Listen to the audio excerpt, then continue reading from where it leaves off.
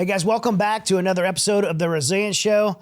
If you've heard me talk about Allied Wealth Management before, it's because it's behind the scenes of Allied Wealth Management is my friend Ryan Wheless, who's with us today. And he is the founder of Allied Wealth Management. And Ryan is a financial strategist with deep insights into markets, policy impacts, and the real world effects on business and families. We'll cover everything from crypto to tariffs, as well as what you will need to know about navigating today's current economy.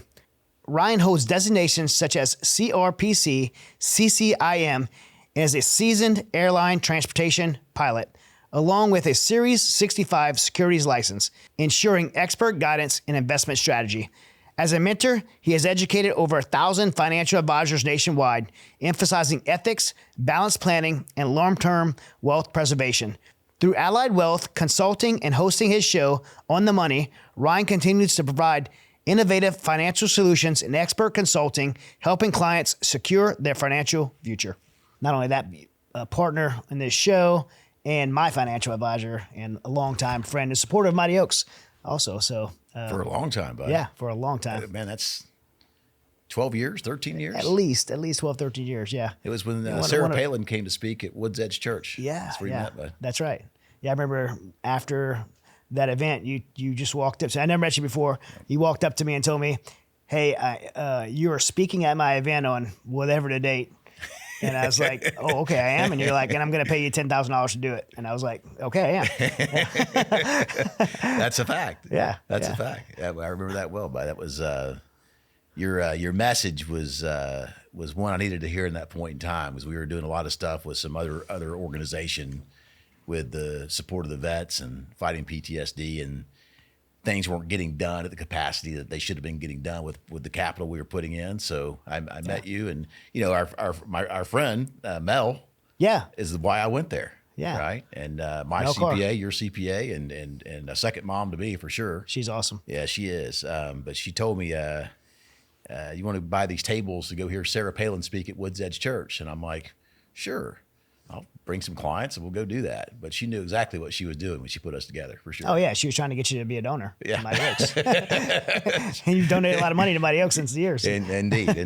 For sure, man. Yeah, it's awesome, because you put me in a position now to where I went from being the founder of Mighty Oaks to now I'm not even on a payroll there, and I'm a donor to Mighty Oaks now. And I remember we did an event together where Steve Moore spoke here at the Woodlands Country Club in the Woodlands, and I made a donation, and you're like, I'm matching that donation. I was like, that's awesome to see, man. Awesome to see. And, the thing is, Chad, is that I just showed you what to do. You gotta bring the success once you've been wildly successful in everything you've done. If I want to find you, all I got to do is turn on the television and say, is it jumping off in Afghanistan, or is it Ukraine, or where's the bad stuff going on? And everybody else is running from the fight. You're always going to the fight. And I think that's something I've always admired about you. I appreciate that. Appreciate the friendship and the advice. And so just over the time of doing this show, like, I've wanted to take the advice that you've given me and pass it forward to the audience. I believe that part of the show's a resilient show, right? And part of being resilient is being prepared. Being prepared means being informed. And we do all these amazing episodes of people talking about stories of war and hardship and trauma and all these things. And we take their lessons and turn them, their own life lessons, and turn them into lessons for others and help people become more resilient. But being resilient also means being prepared and being informed financially. And so I've wanted to do this episode for a long time with you. And I also want to do, like, outside of this episode, I still want to do some behind the scenes content on our Patreon with some of the stuff you're doing on you have your YouTube channel, On the Money. Is that right? Yeah, I've got the On the Money YouTube channel. We've got about, we're approaching 200 videos. We have more than that.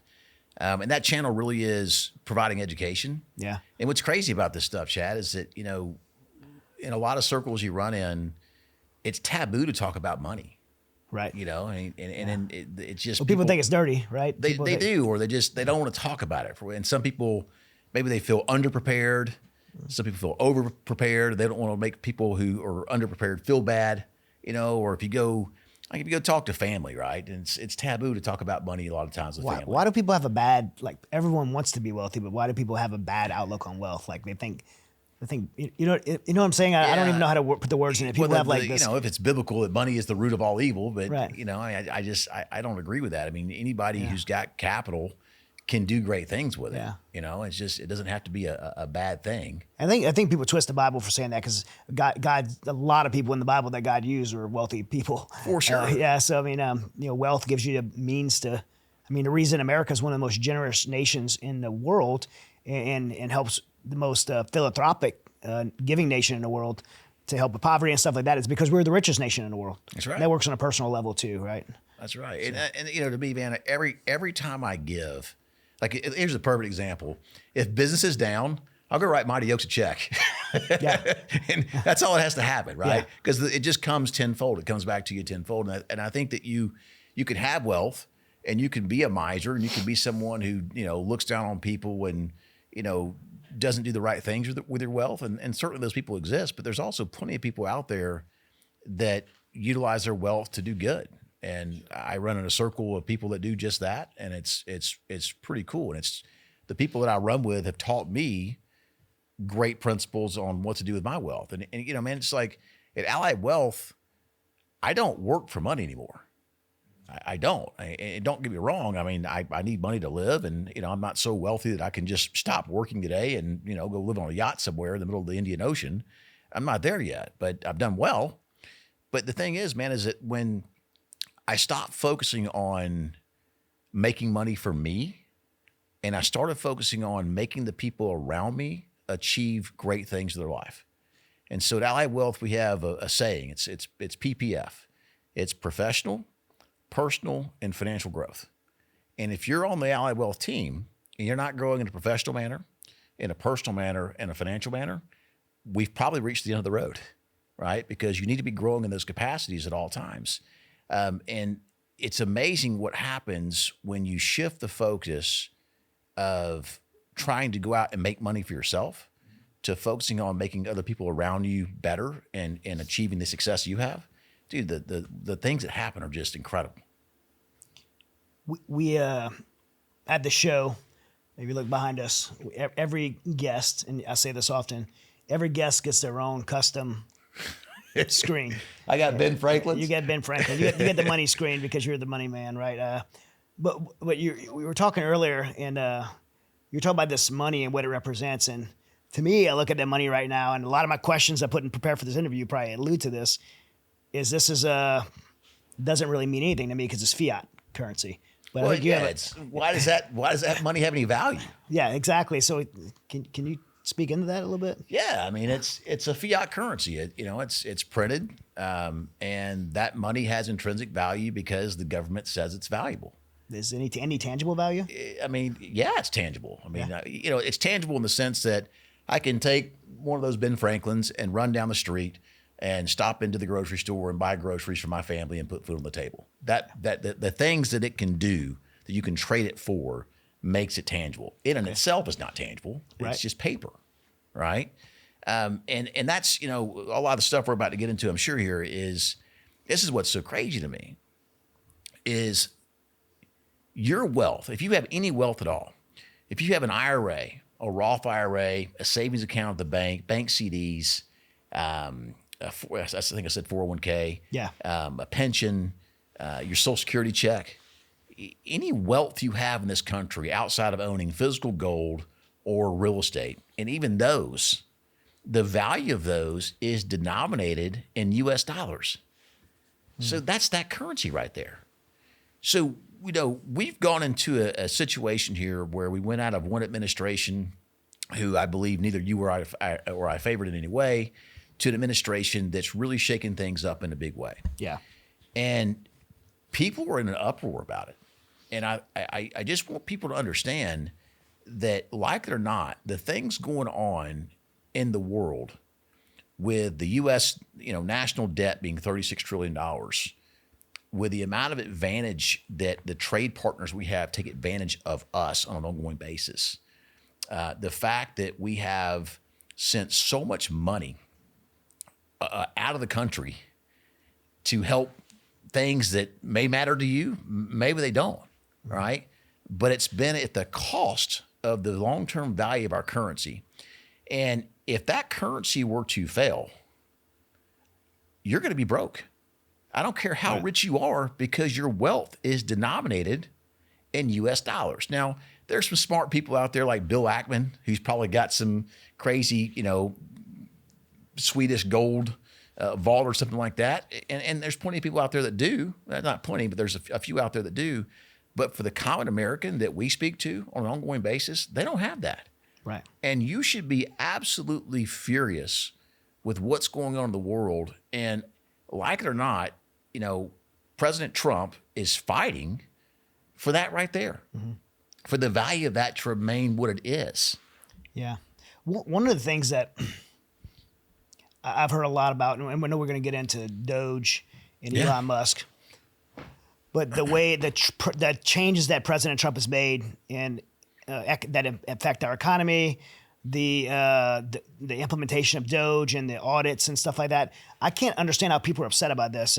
And the way I view it is, it's like if we use Smith & Wesson, for example. Smith & Wesson's got their logo up here. They sponsored this show. If Smith & Wesson was going bankrupt and they hired me, I have an MBA, and they said, and by the way, Mark Smith, CEO, I'm not trying to take his job, but let's say Mark Smith drove the Smith & Wesson bankrupt. And the board said, hey, Chad, we want to hire you to come in and come in and take the company over and drive us out of bankruptcy. The first thing that I would do as taking that job on was I would probably call you, Ryan, I need a CFO, and we want to audit this company and see where it was failing financially. I want to look at where it had waste and abuse, where we were, I look at line item by line item at the budget to see where we were overspending and then I look at the revenue streams and see where we can increase revenue, and I'd do a financial overhaul of that company. And that's President Trump is a politician. He's a business guy. And I think he was presented with the same thing. Hey, America's going bankrupt. We're not going to pull ourselves out of it. The American people elected him as a business guy to turn this thing around. And what did he do? He went to Elon Musk, who's not rich because of SpaceX. He's rich because of taking failing companies and turning them around, and brought him in as a CFO to turn this thing around. And that's what I believe he's doing. Well, is that accurate? Yeah, that's exactly what's happening. And I know we're digressing here some, but just take Social Security for a minute. The Social Security paycheck that the average retiree in America receives, the majority of people in America who are retired, and a vast majority, we're talking probably 70% of them, that is the largest amount of their income coming in each month. They're living on a Social Security check. And Chad, that's $2,000, maybe $3,000 a month. All right. Now, if you have a husband and wife team, it's $4,000 to $6,000 a month because there's two checks coming in. But the reality is, if Social Security, is going to go bankrupt in the sense that the trust fund is depleted, and I think we're now pushing year 2032 where the trust fund's gone. Make no mistake about it, payroll taxes, should cover Social Security benefits going forward to the tune of about 80% of them. Beyond that, we don't know. There's a lot of changes that have to occur for people to continue getting 100% of the Social Security checks beyond 2032. Maybe like taking 180-year-old people off of the Social Security payroll? Maybe like taking 180-year-old people off the Social Security payroll, right? That's just one example. Medicare is another problem. $2.2 trillion of Medicare waste has occurred since 2002. $2.2 trillion. And this will really get you, okay? Doge has I believe the savings thus far is up to, I want to say on the website I looked recently, it was $160 billion. Right. And Elon Musk, I don't know if it was Trump touting it or if it was Elon Musk touting it in the election cycle. They're touting, I think, $2 trillion. Okay. Well, President Trump has been in office since January 20th. Right. Not very long. All right. They've already cut out $160 billion. Well, what does that mean? Let's put it into a context of time. If you look at 1 million seconds in time, that's about 2.5 weeks. If you look at 1 billion seconds in time, that's 32 years. Think about that for a second. All right? Yeah. So that's a long time versus 1 million seconds with 1 billion seconds. And they found $160 billion of stuff thus far. I believe what will happen is if the people who oppose DOGE saying that the richest man in the world, or one of them anyway, Depends on where Tesla stock is day to day, Yeah. right? But, is looking at my social security number. Hey, Elon Musk, my social security number is 12345678890. I don't care. Look at it. I doubt he wants my money. He doesn't want my money. Yeah. He doesn't want my money. So the pushback that we're getting to try to get the business of government right, to make sure that stuff right there buys enough eggs, milk, butter, meat, whatever, to put food on the table of the average American. Anybody standing in the way of that, I just think is either misinformed or has an alternative agenda. Yeah. And by the way, I pay a large amount of taxes. You pay way more taxes than I do, I'm sure. I want it to be spent the right way. I want to know that it's not being wasted. Even outside of my ideologies, I don't want my taxpayer money to go build transgender comic books in Peru. I don't. Why should my tax dollars go for a prisoner somewhere to cut off his junk and sew some implants on his chest so he can go to be in a women's prison for murdering somebody? Hey, who came up with this stuff? Yeah, or it means clearly like the USAID thing has been that's just the tip of the iceberg. Wait till they get to the Pentagon.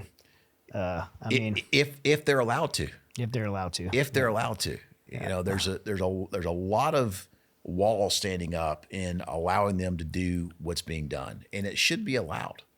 Yeah, any other company in the world would, the shareholders would demand a audit. For sure. And we the taxpayer, have demanded an audit. We demanded it by a majority that was resulted in the United States presidential election. More votes than any president in history. Right? That's right. Yeah. Right. And so, when you think about the shareholder standpoint of a publicly traded company, if you pay taxes in this country, you're a shareholder. That's right. You have rights, and you should absolutely care whether Democrat, Republican, centrist, Tea Party. I don't care what you are. Sure. Yeah. You should care what happens to your tax dollars. And if you look at we're talking about tax cuts, and I know we're jumping around here quite a bit, but if you look at the tax cut situation in the reining in of the IRS, okay, for every $1 the IRS collects in taxes, they spend 40 cents of that dollar to collect it. Okay, so if you pay $100,000 in taxes, $40,000 of it was spent by the IRS to fund its collection activities, its payroll, its staff, its buildings, its just documents, just to get $60,000 out of you. So, when Trump comes in and says and puts Elon in place and says, "Hey, let's go after the IRS," all right? That's smart business. If a company can increase its profit margins by by trimming fat, that's good business. And the reality is, if the IRS can reduce its cost of collections from 40 cents on the dollar down to 20 cents on the dollar, well, guess what happens? More of this goes in American taxpayers' pocket. That's exactly right. All right. Everybody listening's pocket. Yeah, exactly right. Yeah. Right. And so the reality is it needs to happen. It's long overdue. And the more money that people have in their pockets, the better off we all are. But here's the problem, and this is where it gets really interesting. I had a guy on my podcast recently. His name's Dr. Larry Katlikoff, and a really interesting guy. And we were talking about inflation and how to combat it and what to do. And we were talking about the tariffs. And he's an economist, by the way, who believes the tariffs will not work. Now, I disagree with him. But nonetheless, he believes they won't work. And his thoughts are, and this is really interesting, by the way, is that we have a spending problem in this country. People spend. If you look at the average American, they are not prepared for retirement. Many people have, less than $60,000 or $80,000 saved for retirement. We're talking people that are 55 and 60 years of age, Chad. And most people are trying to retire in this country around 65. Some sooner than that. With $60,000, $80,000 in the bank. And think about that. If you've got 60 or 80 grand in the bank, and you use a 5% distribution rate, you're going to spend $3,000 to $4,000 a year to live on. It's just not enough. And there's a whole, we can get into this in a few minutes. The retirement system in this country is terribly flawed and terribly broken in a bad way. But if we get on this path and we get these savings at the IRS, people need to save the money. And the reason why they need to save the money is if they're spending the money, all these dollars are chasing goods and services made by China, right? People go to Walmart. Half the stuff at Walmart's made in China. If you go take your extra money that you got from your tax savings and spend it at Walmart, all you're doing is fueling the problem. If you save it in a bank account and build it over time to finance your retirement or something else in life, you're actually helping fight inflation. It's a very interesting concept. I don't want to disagree with you on anything, but I would say not a bank account, but at Allied Wealth Management. I was in a bank account for a long time, and it wasn't working for me until I put my money in, put my money with you. Thank you. It wasn't working at all. Well, in a bank is, you can only do so much. And, people that have money in the banks, you should have, anywhere from around 6 months of living expenses in the banks. Yeah. That way, if you lose your job, you're not in a situation to where you're having to dip into your stock account. Yeah. Right. And sell stocks at a loss, because if you own stocks right now, after President Trump's been inaugurated, the markets are down. Right. So you don't want to have to sell stocks at a loss to finance, job loss or something bad happening with business or whatever, a slowdown in business. You want to have that capital in a bank. It's safe. It can't be lost. Yeah. You get a small interest rate on it. Sure, you might be able to put it in the stock market and double it overnight, maybe. Yeah. Right. But you could also lose it. Right. Right. So there is a place for banks for sure. But at Allied Wealth, we do, savings accounts, we do bank accounts, we do stock accounts, we do everything. We're a full service firm. Yeah. Yeah. I know you guys do have that kind of reserve aside for everyday living or emergencies as well. For sure. Yeah. So just get back on course. President Trump's made a lot of changes out the gate. What are some of the major changes that you've seen he's made that'll impact the U.S. economy? I think the big ones is the shift towards deregulation. Mm-hmm. And I got to be careful how I say this in my business, especially. Right. Compliance in my business is strenuous. It's costly. Now, it's necessary. Make no mistake about it. I believe compliance is very important, but how much compliance? So they came out with this rule Chad, it had to be 2012, I think, called Reg BI, the DOL fiduciary rule, where all advisors had to become fiduciaries, because what a lot of people don't know is not all financial advisors are fiduciaries. Some of them act as broker-dealers. Okay. And so a broker-dealer can transact securities in their best interest, not the client's best interest. And you go, wait a minute, shouldn't it be my best interest comes first? And that's not the case, actually.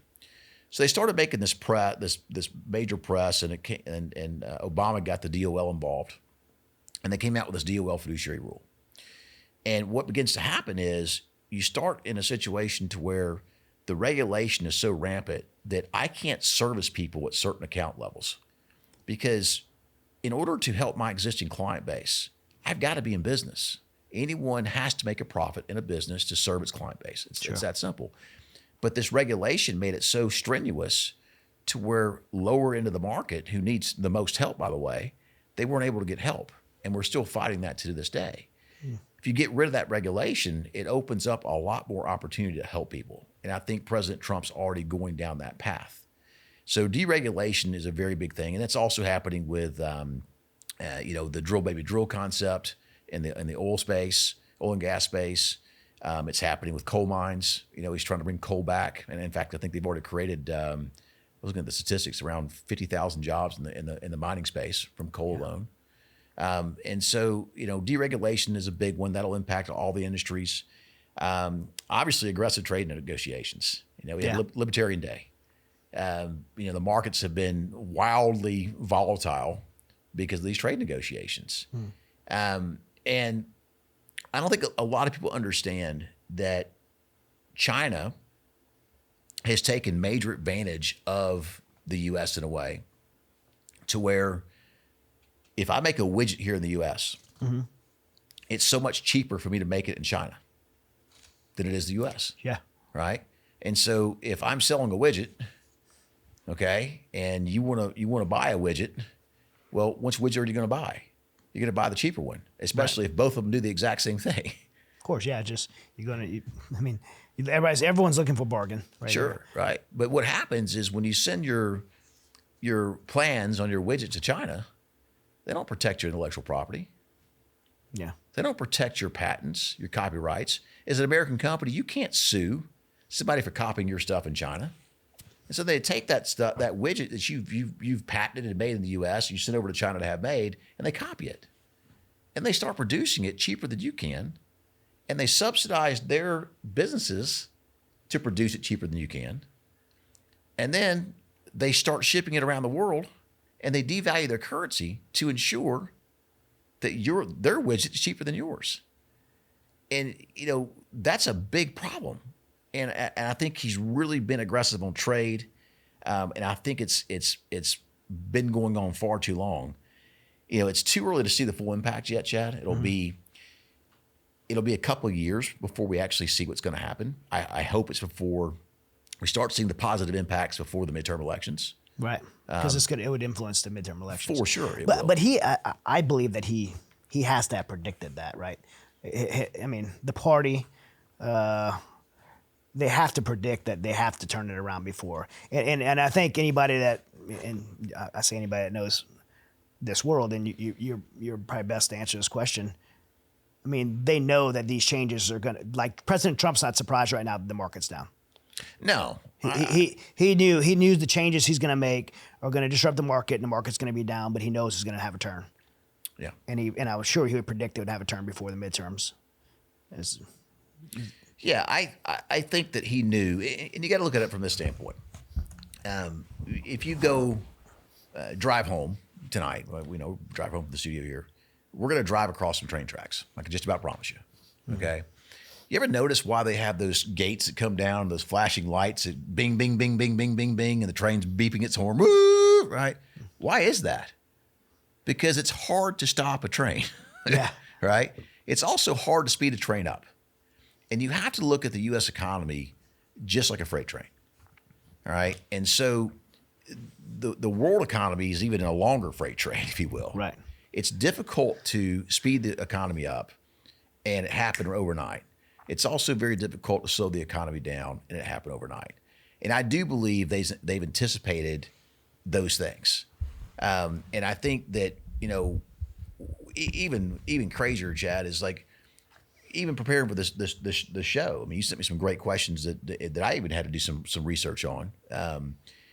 And a lot of it pertaining to the DOGE was really interesting because you can't find very much truth or very much factual article out there that's not biased against the DOGE for doing research.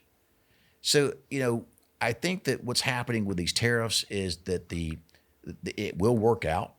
It's going to take a while to do it because it's working with a freight train economy. Right. And in the interim, I think people need to understand that the media bias in this country, the media is controlled. The news. You did an interview. Who's guy? I watched his podcast. He was talking about this. I'm trying to remember his name, but the media is bald. Yeah. Well, I mean, the USAID exposed that there was, I mean, every NPR liberal media outlet in the entire world, including BBC and Al Jazeera, was receiving U.S. taxpayer dollars. And you wonder why they all had the same narrative because they're being paid to. And that's not a conspiracy, by the way. Now that's a fact. That's a fact. That's a fact that was exposed in this. So yeah, the media is not only biased, it's bought. It's exactly right. Yeah. And so I think in the interim, people might get concerned that this isn't going to unfold. And we're going to get into a little bit later in the show here, about being resilient. Yeah. And if you are resilient in your financial life, a lot of this stuff won't matter. And let me scroll here for a second on my iPad. I've got some statistics. I don't really do this, but there's a lot of stuff I want to cover. Yeah, same here. I'm gonna be reading questions of this because I want to get. Let's go back in history and let's talk about something here, which is really interesting to me, because people right now are terrified of the stock market. I had a guy in the office recently. He wanted to completely get out of the stock market, and I said, "Listen, we have your portfolio divided into two buckets. We have your risk bucket, okay, which is experiencing some market downturn right now. Now, not nearly as much as the market, but it's some, all right? And then we have your green bucket. Your green bucket is paying your retirement income. And so that $7,000 a month you need to live on, it's coming into your household regardless of what happens with the stock market, the economy, interest rates, elections, China tariffs. It doesn't matter. We've allocated you the right way. And that's part of being resilient, all right? And I did this exercise with this, guys. Let's do this. The big fear is this is the big one. The market's going to crash. Right. Okay. Let's talk about what the S&P 500 index was under President John F. Kennedy. What the value was. You have any idea? I don't. 71.62. Okay. That's the S&P 500. Okay.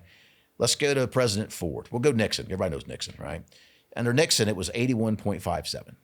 Okay. Let's go to Reagan. Everybody knows Reagan. Probably one of the last great presidents next to President Trump, if you ask me. Under President Reagan, the S&P 500 was at a level of 286.9. Okay. Yeah. Then we go to President Clinton. It had risen from from Reagan's presidency to President Clinton's presidency to 1342. All right. Then we go to Obama. The S&P 500 had risen to 22.63. Okay. Then we go to Trump 1, so 45. And the S&P went from 22.63 under Obama to 37.98. Okay. And then under President Biden, the S&P went from 37.98, riding Trump's wave, to 32.54. So it went down. No, excuse me. 37.98 to 52.54. Okay. So it went up. Yeah. Okay. So what did we just talk about there? We talked about the S&P 500 index being at 71.62, going all the way from 71.62 to 52.54, and there are 1, 2, 3, 4, 5, 6, 7, regardless 8, who was 9, president, 10, 11, 12 presidents in that time. Regardless of who was president, it kept going up. So the reality is that a lot of what's happening is ultimately short-term noise. Right? The market will continue to go up because our society is capitalistic. The important part of this is that right there still has to be valuable. Right. Because your wealth is denominated in that right there. And that's the disconnect I think some of us have. Mm-hmm. And so we get a little concerned, a little scared. I've heard people saying that, maybe I'm having buyer's remorse. I got a buddy of mine who's an index fund guy, very good friend of mine, very conservative. But he's like talking about how he misses Joe Biden. I'm like, no, you don't. You missed the S&P where it was under Biden. You don't miss the volatility under Trump. But I think, Chad, that all this stuff. We're only a few months in, right? I know. We're only a few months in, and everybody's getting shaken up by it. And again, I think he had to make it worse before he gets it better because of these changes and changes, create instability in the markets. Yeah. But had President Trump not made these changes with the national debt where it was and where it was heading, was it survivable for the country? I don't think so either. I'm not. Next. No, and it is interesting to me because you hear. I think it was the guy was Porter Stansberry, and he was right, by the way. I didn't agree. I didn't agree how he was selling it, but he was right because gold at the time was $400 an ounce. I think gold's over 3,000. It recently had a downturn, but it was around $3,000 an ounce. And nice. I didn't know it went up that much. It's gone up. I have gold coins. Good. Good. Yeah. I recommend everybody has some gold and silver coins. I'll tell you a quick story. Okay. And I'm glad you brought that up. If you own gold coins and own American Eagle coins or American Eagle gold or silver dollars, okay. The reason why is under the United States Constitution, those are declared lawful currencies and they cannot be confiscated under current law. Okay. And then people worry about the collapse of this dollar. Right. There's a guy on Wall Street back years ago. It was speaking at a conference I was at. His name was Trader Vic. And he was launching this new index at the time. And I shared the stage with him. And I was actually in the room with a bunch of financial advisors. And I wanted to ask the question that nobody else everyone else was scared to ask. So finally, this guy's a commodities trader, okay, one of the biggest on Wall Street. And I said, hey, Vic, my clients are really concerned about that. The dollar. the value of the dollar, the collapse of the dollar. Because Porter Stansberry, by the way, back then was talking about the collapse of the dollar and the end of America and all this kind of stuff, which I don't think happens, by the way. Okay, I don't believe that at all. You don't think that's going to happen? I don't think it is. No, I don't. There's a plethora of reasons of why capitalism being what drives the world in this country being one of them for sure. Yeah. And I do believe in President Trump, and I do believe Bill Ackman, the great hedge fund manager, private equity fund manager, is right. You don't bet against Donald Trump. And I'm very supportive, and I'll gladly come back on the show in 2 years and eat egg on my face if I'm wrong. Gladly, okay.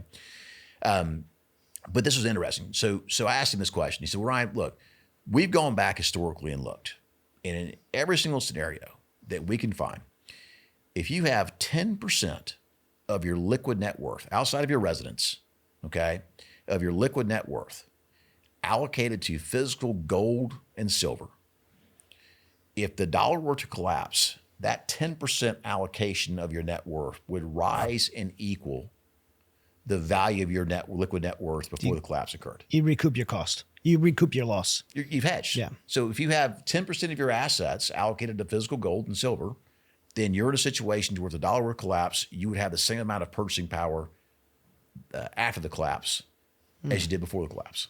That is a resilient lesson right there. That's a resilient lesson right there. By the way, for those listening, I do have gold and silver. I admitted it here now. But if you want to come to my house and take it, I also have lead. I have plenty of lead. The High Desert cartridges and Smith & Wesson. Which gets he's got a hand cannon sitting right there. So don't think about coming and get it. Yeah. So and fairly, Chad, that brings us to my next point. Do not put your physical gold or silver in a bank. You need to hold it physically. Or I think some people say I have gold and silver, but they have paper gold and silver, right? What do they call the? Well, it's an ETF. Yeah. Right. So we own it at Allied Wealth. We run our model portfolios, algorithm based. Big focus on we flip the script because most managers are focused on getting the most return a client can get. Mm-hmm. And then when the market crash happens, you got to hang in there, Chad. Yeah. Stay the course. Mm-hmm. Give me some more time. Don't you know the market always comes back? For younger guys like us who are saving money to get to the promised land of retirement, we can stomach stuff like that.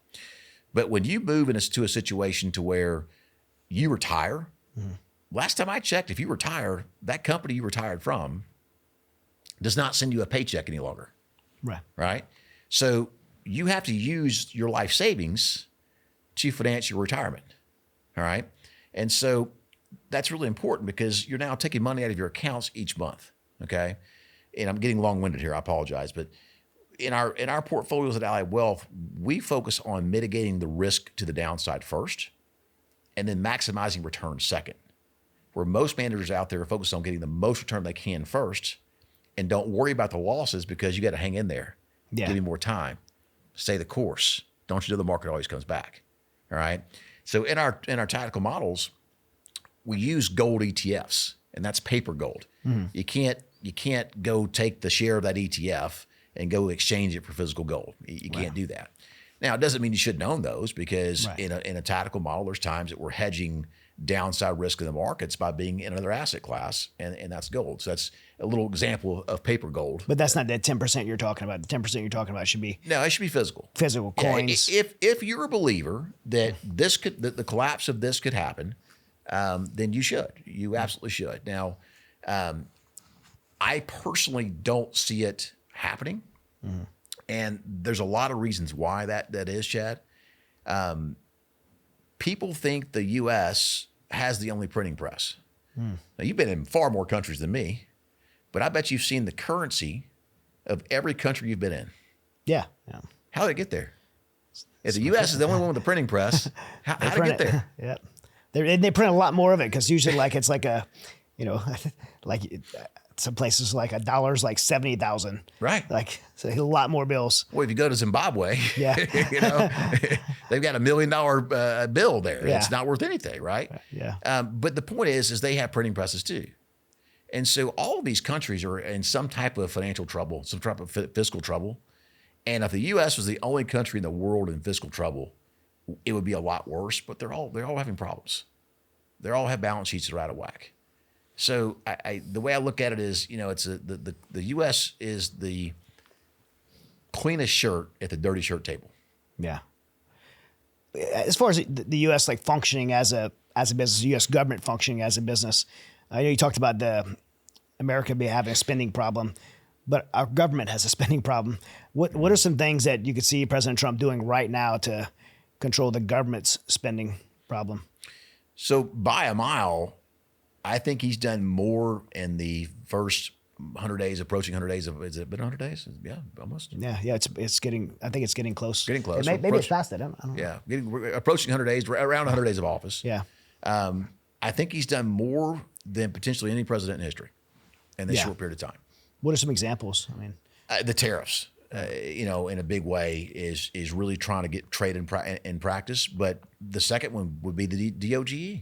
Mm-hmm. Yeah, because that's cleaning up spending. It's spending. Yeah, it's spending, and it's spending in a wild way. I mean, some of the stuff that you go to the DOGE website and see it's absolutely mind-boggling. Well, let's jump forward to, since we're there. Yeah, just jump forward to, because I know we had on an agenda to talk about, which I think they talked about renaming it to the Federal Agency of Financial Oversight, the FAFO. That's funny. That's a joke, by the way. if you put it together, you'll laugh, but maybe you'll laugh. I don't know. Maybe people listening won't laugh. But well, Elon put that out, by the way. What's that? Yeah, it's a plug for Eddie Gallagher. Yeah. The FAFO. Elon actually put that out. So, let's just look at a couple of things, right? I mean, we said it a minute ago, sending Social Security checks to people that are 157 years of age. Yeah. Okay, some of the argument was, well, the wife could have been younger. I'm like, okay, so the husband died at 85 and the wife lived another 70 years. I was like, I think you have a younger wife, but not that young, right? Not that young. So that dog don't hunt, right? So there's abuse in Social Security in a big way. And anybody who says that there's not, it just, okay, if you're dependent upon Social Security, I want to know. Right. I have a right to know, right? And I want to know. So if they find nothing is wrong, hey, great. The more power to them. But let them look. Let them look. Let them have a look. Another one is FEMA. Look at FEMA. And I don't know much about FEMA other than it's one of the most mismanaged agencies in the world. And we can get on this border kick all you want to, man. Trump said it many times. They're not sending their best crossing our borders. Well, and you and I, we actually made a joke when you were trying to get Aziz back. Yeah. We're like, well, Chad, just bring it to Mexico and walk across the border, right? Remember that? Yeah, just have him join MS-13. They'd give him a house and a check. But, we spent $59 million to house illegal immigrants. Yeah. Not in slums or Motel 6s, but Four Seasons. Yeah. And Ritz-Carltons, luxury hotels. It's mind-boggling. And then, FEMA misallocated $20 billion. Let's go back to that time analogy. 1 million seconds, 2.5 weeks. 1 billion seconds, 32.5 years. 1 billion, not 20 billion. 1 billion, right? 20 billion, we 600 years. Is that right? Yeah. I mean, that's a lot. It's crazy, And so. Yeah, I think people get desensitized when you talk about government money and tax money. When you use the word billion, they're like, it's only like we only sent $250 billion to Ukraine. $250 billion, and 70% of it can't be accounted for. 70% of, so $200 billion can't be accounted for. Like, that's a problem. It's a big problem. Hey, Chad, if the government sent us $200 billion and we couldn't account for it, we'd be in jail. Oh yeah, if you mispay your taxes by $1,000, they're coming for it. There will be no accounting error on that end. No, there will be no accounting error. There's $1 trillion accounting errors in the Pentagon. And we haven't even got there yet. Yeah, but they will not have an accounting error for your taxes. So how is that? It's crazy. And that's why Doge exists. And if you overpay, they can penalize you for that. It's crazy. Going back to what we said earlier, the things that are being done and dug up right now they should be done. And so the DOGE is here to cut spending. Right. And whether they cut the $2 trillion effort that they're trying to do, and make no mistake about it, folks, I know Elon Musk is talking about stepping back and going back to Tesla. But Elon Musk is very good at building teams. And he's built a team of these coders, by the way. And these guys that code, if you think they can't find out what your Social Security number is already, you're crazy. I was in a White House 2 weeks ago with Sebastian Gorka, and we were walking through the West Wing. And everybody's doing their thing, you know, when you walk through the West Wing. And Elon was walking at a pace like there was a sense of urgency. He had like a team of like these young people around him taking notes. He's talking, they're writing. It looked like a little like hurricane of work, just like moving through the West Wing. And it was like, and then Sebastian stopped and introduced us to it. But I mean, that guy's there for a mission. He's not some billionaire kicking back for publicity. He's there on a mission. He absolutely is there on a mission. I mean, you're sleeping in their office. Yeah. And a lot of these guys, a lot of these coders, Chad, I mean, you know, Microsoft was not Microsoft without code being written. Like if you go to your little Windows and hit the start button, whatever happens after you hit that start button, that's code. Somebody wrote that to happen, right? And so expand that into what Microsoft Windows is. Well, Bill Gates isn't as rich as Bill Gates is without coders, right? These guys know what they're doing, and they're some of the best in the business. And I say that because there's got to be some level of dedication here. I think these guys probably already have some wealth, these coders that are working with Elon. And I think that they understand that right there needs to be worth something for them to continue being wealthy. Yeah. And so these guys could likely go out and get jobs elsewhere and make millions of dollars, but they're doing this. And I love that they're just doing this because it says that they're genuine about what they're trying to do. And, you know, for someone to go in, it's just like President Trump not taking a salary. Yeah. I mean, I don't think Elon does either, right? Like, I don't think Elon gets paid a dime. I think people have to think like even if President Trump did take a salary, the president only makes $500,000. I think it's a little bit. It was 400,000. I think it may be up to like $700,000 or $800,000. Yeah. Whatever it is. Whatever it is, it's not the biggest salary in the world. Like the highest position in the country, not the biggest salaried position in the country. And, you know, a congressman makes $200,000 unless you're playing the stock market and you become a millionaire. But playing behind. Or you're somehow getting some of that Ukraine money in your back pocket. Yeah, exactly, some Ukraine money. But these people like in these positions in the White House, these are like $100,000 a year jobs at best. I know because I've been offered several to go up there, and I'm not doing it. I'll volunteer to help in different ways, but most of these jobs are like $100,000 a year max. So most of these people that are working, they're not working there because it's some big, you know, high paying job. They're doing it either one because they want to be in the mingle in the DC and want the credibility of having worked in DC, or they're just passionate about their job. And I think most of these people, like behind the scenes with Elon, they're passionate about doing the right thing and righting the ship. I think there's got to be a level of curiosity there too. They want sure.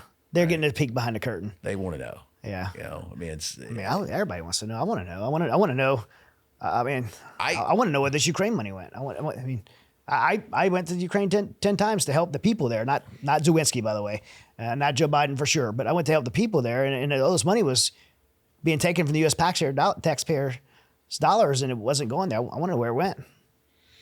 By the way, I helped pay some of that money out of my pocket, out of my paycheck. Yeah. I want to know where it went. Every American should want to know where it went. They should, and the fact that we don't is mind-boggling, and that also gets me. And we're getting a little, you know, government spook theory here, if you will. But why don't they want us to know?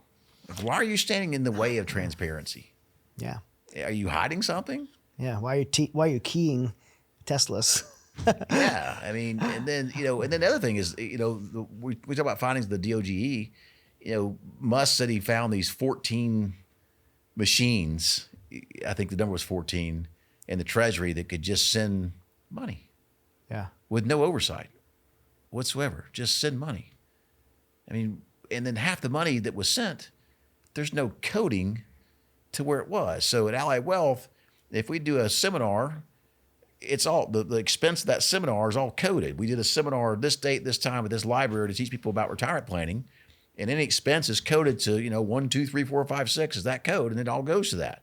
Yeah, right? I mean, just like this, the Resilient Studios company. We have the Resilient Show. We're filming the TV show right now. It's shadow figures that in our line items just that the money that's spent on each and then the revenue that comes from each is allocated. That's exactly right. Right. And so any business runs that way. Yeah. Except our government. Except the Treasury. Except the Treasury. Yeah. Except the Treasury. Yeah. Right. And it's mind-boggling, Chad, because I just people don't understand the threat. Well, if the U.S. Treasury, who has investigators, by the way, and the FBI were investigating a company, and they found a company that was accused of fraud, waste, and abuse, maybe embezzling, maybe some kind of corruption, and they looked at their books, and there were no allocations of money, I think that'd be some red flags, right? Somebody's going to jail. Yeah. For sure. Somebody's going to jail, and in a publicly traded company, if that were to happen, somebody's going to jail. Right. Right. And so I just think that, we talk about politics. The country has been run by politicians for so long. Mm-hmm. Trump is not a politician. He's a businessman. And the establishment politician rule is very concerned about what he's going to find and what he's going to do. And they are trying to stop him at every turn, including trying to kill him. Mm-hmm. I believe 3 times. Was it 3? I know it was twice, but was there a third time? There was definitely there was 2 clear. There's been several that would be considered a third, and I would consider him a third. And then there's no telling how many have been prevented, especially now that the Secret Service is actually taking it seriously.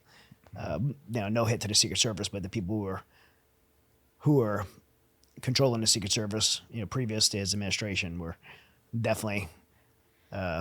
I would say at minimum a conflict of interest. Mm-hmm.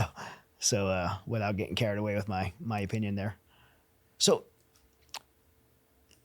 Doge has uncovered and is uncovering so many things. And like we were saying, once they get to the Pentagon, if they allow to get to the Pentagon, my gosh, that's going to be crazy. But I think it's going to, because remember, Elon Musk is talking about stepping out, but he's very good at building teams, and he's got this team of coders who is committed to doing this stuff. Yeah. And who knows what kind of arrangements? Maybe Elon's going to pay him. I don't know. All right, but they're going to find out. And it's interesting to me. I didn't understand, and we're digressing again. I didn't understand what it meant to appoint a judge in this country. Right. I really didn't. I mean, I understood you appoint the judge. Obama picks some. Bush picks some. Trump picks some. Biden picks some. I get that. But what does it actually mean to pick these judges? And you're starting to find out right now. Yeah. We're like this whole MS-13 guy. We're trying to fight to get this guy back in our country. Which, by the way, he's now currently legitimately a designated terrorist. Yeah. Because MS-13 is now classified as a terrorist organization. So he's a documented gang member. And there's a whole, you talk about controlling the media. There's a whole another hoax that came up. There was the peaceful protesters hoax. There was the Russia hoax. They create these narratives, and this one I think, where is it? Where's he from? Maine man? Yeah, Maine.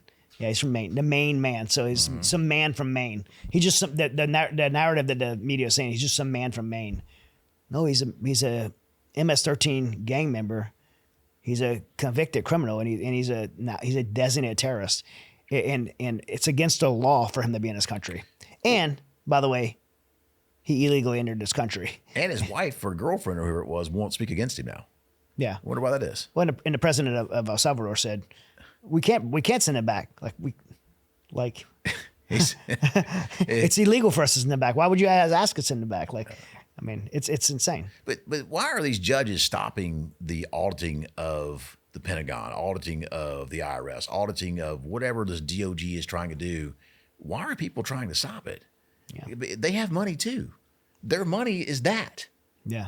It doesn't make any sense to me. And it's politically motivated, I know, but I mean, at some point in time, Chad, I don't think this country fails. I don't believe that at all.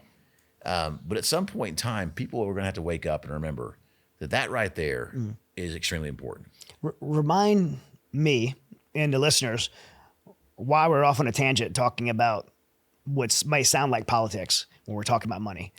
Well, I mean, why is that? Why does that have any value? It has value because the United States government says it's money. It's a fiat currency. Yep. All right. It is backed up by the full faith and credit of the United States.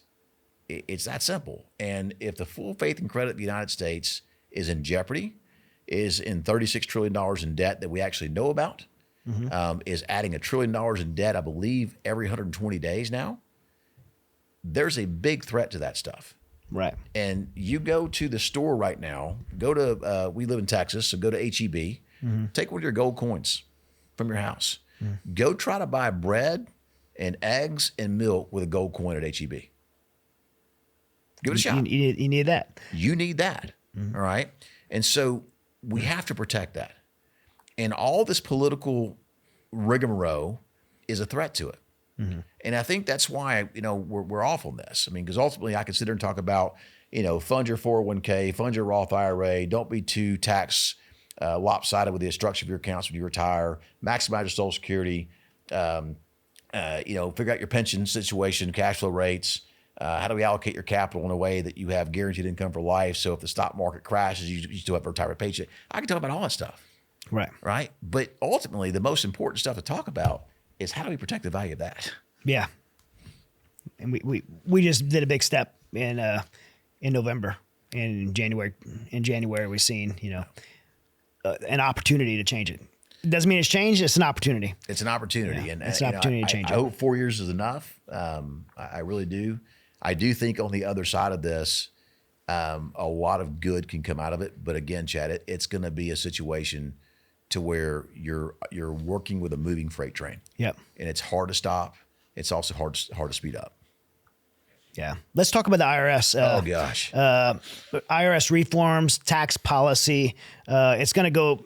President Trump's going to give a significant amount of reforms to the IRS to put money back into the American taxpayers' pocket. How do you think the tax reductions will impact the economy? Well, we can start with my favorite right now is that no more taxation on Social Security. I think that's huge. Tips, Social Security. What are three? It was three, right? It was tips and Social Security. I believe, I'm forgetting the third. Yeah. Obviously, with what I do, Social Security was the one that stands out the most. And I'm a big supporter of that. Yeah. I believe, Chad, we deal with a lot of high net worth clients at Allied Wealth, but I also will remember where I came from, and I'll never forget that. And I have plenty of clients that don't have high net worth money that we still have advisors we keep on staff to help those folks. And a lot of those people depend largely on that Social Security check. And if they can get a tax break on that Social Security check, it means the world to them. I mean, some people in this country, an extra couple $100 a month is huge. It's huge. It's a really big deal. So I think that's one move that we're talking about. And then if you look at the Trump tax cuts, eliminating tax brackets, eliminating tax brackets is a good thing because it causes confusion. That's my kind of next thing I was going to go to. There's a lot of the tax code is huge, right? It's very 6,000. I was looking this up to make sure I was right. It was I think I've got it here 6,000. Maybe I don't, but it was around 6,780 pages in the tax code. It's crazy. Right? Who's going to read 6,800 pages of tax code? Nobody. To file their taxes. Nobody. Yeah. And how you're going to find out you did it wrong, by the way, is the IRS is going to send you a nastygram. Yeah. And you got to go prove yourself. You're guilty until proven innocent, by the way. Right. And by the way, the juice is running. Interest is running. Penalties are running. Right. And you may not even know that you did it wrong. Right. And then this is what was really interesting to me. I didn't know this. I was again researching for the interview here. But apparently with the addendums and descriptions of various things, there's another 75,000 pages in addition to supplements to the tax code. Why can't it be simplified? And that's what President Trump was talking about, simplifying the tax code for not only individuals but businesses. For sure. It doesn't have to be this complicated. Right. I mean, it really doesn't. And I think that that goes with cutting your regulation, Chad. If we can simplify the tax code, it makes things a lot easier. I think business owners, here's a perfect example. I paid the most amount of taxes I ever paid in my life this year. Very grateful, by the way. Super grateful. Had a great year, best year in business I've ever had. We helped a lot of people navigate some very tumultuous markets during COVID, 2022. Our business has grown quite a bit, and thanks to working with you as well and my other people we work with. I bet you'd have been more grateful though if you'd made the same amount of money and paid less taxes. For sure. But here's the situation. Yeah. I'm not going to tell my personal business on the show. Sure. Here, but let's just say I paid $500,000 in taxes. Okay. We already know if the IRS spends 40 cents on every dollar to collect the money, which they didn't have to work very hard to collect it from me. I called Mel, our CPA. She told me what to pay, and we sent the money. Yeah. It can't be that hard. Yeah. Okay. Then $200,000 was just wasted. Just wasted. Well, what if I was able to keep that $200,000 in my pocket? Okay. Do you know what I would have done with that? Could have helped. You could have been philanthropic with it, like you, or many things, or for sure. Yeah. That's one thing. Or it could have helped your kids, and I would have hired more people at Allied Wealth. That's a good thing. I would have hired more people, and I would have expanded. And so that's important to understand because in the first 100 days of office, President Trump has already created around 533,000 jobs. Yeah. Right. If you have this small town, okay, and you're one person. That's right. That's right. I probably could have created 3 jobs. I could have created 3 jobs with that. Right. Right. And this is why that's important. Mm-hmm. If you have a small town and you build a factory there, factory wasn't there before, and you bring people to that economy. Well, the workers of that factory need a grocery store. They need a shopping mall. They need a Home Depot. They need restaurants. They need all these things.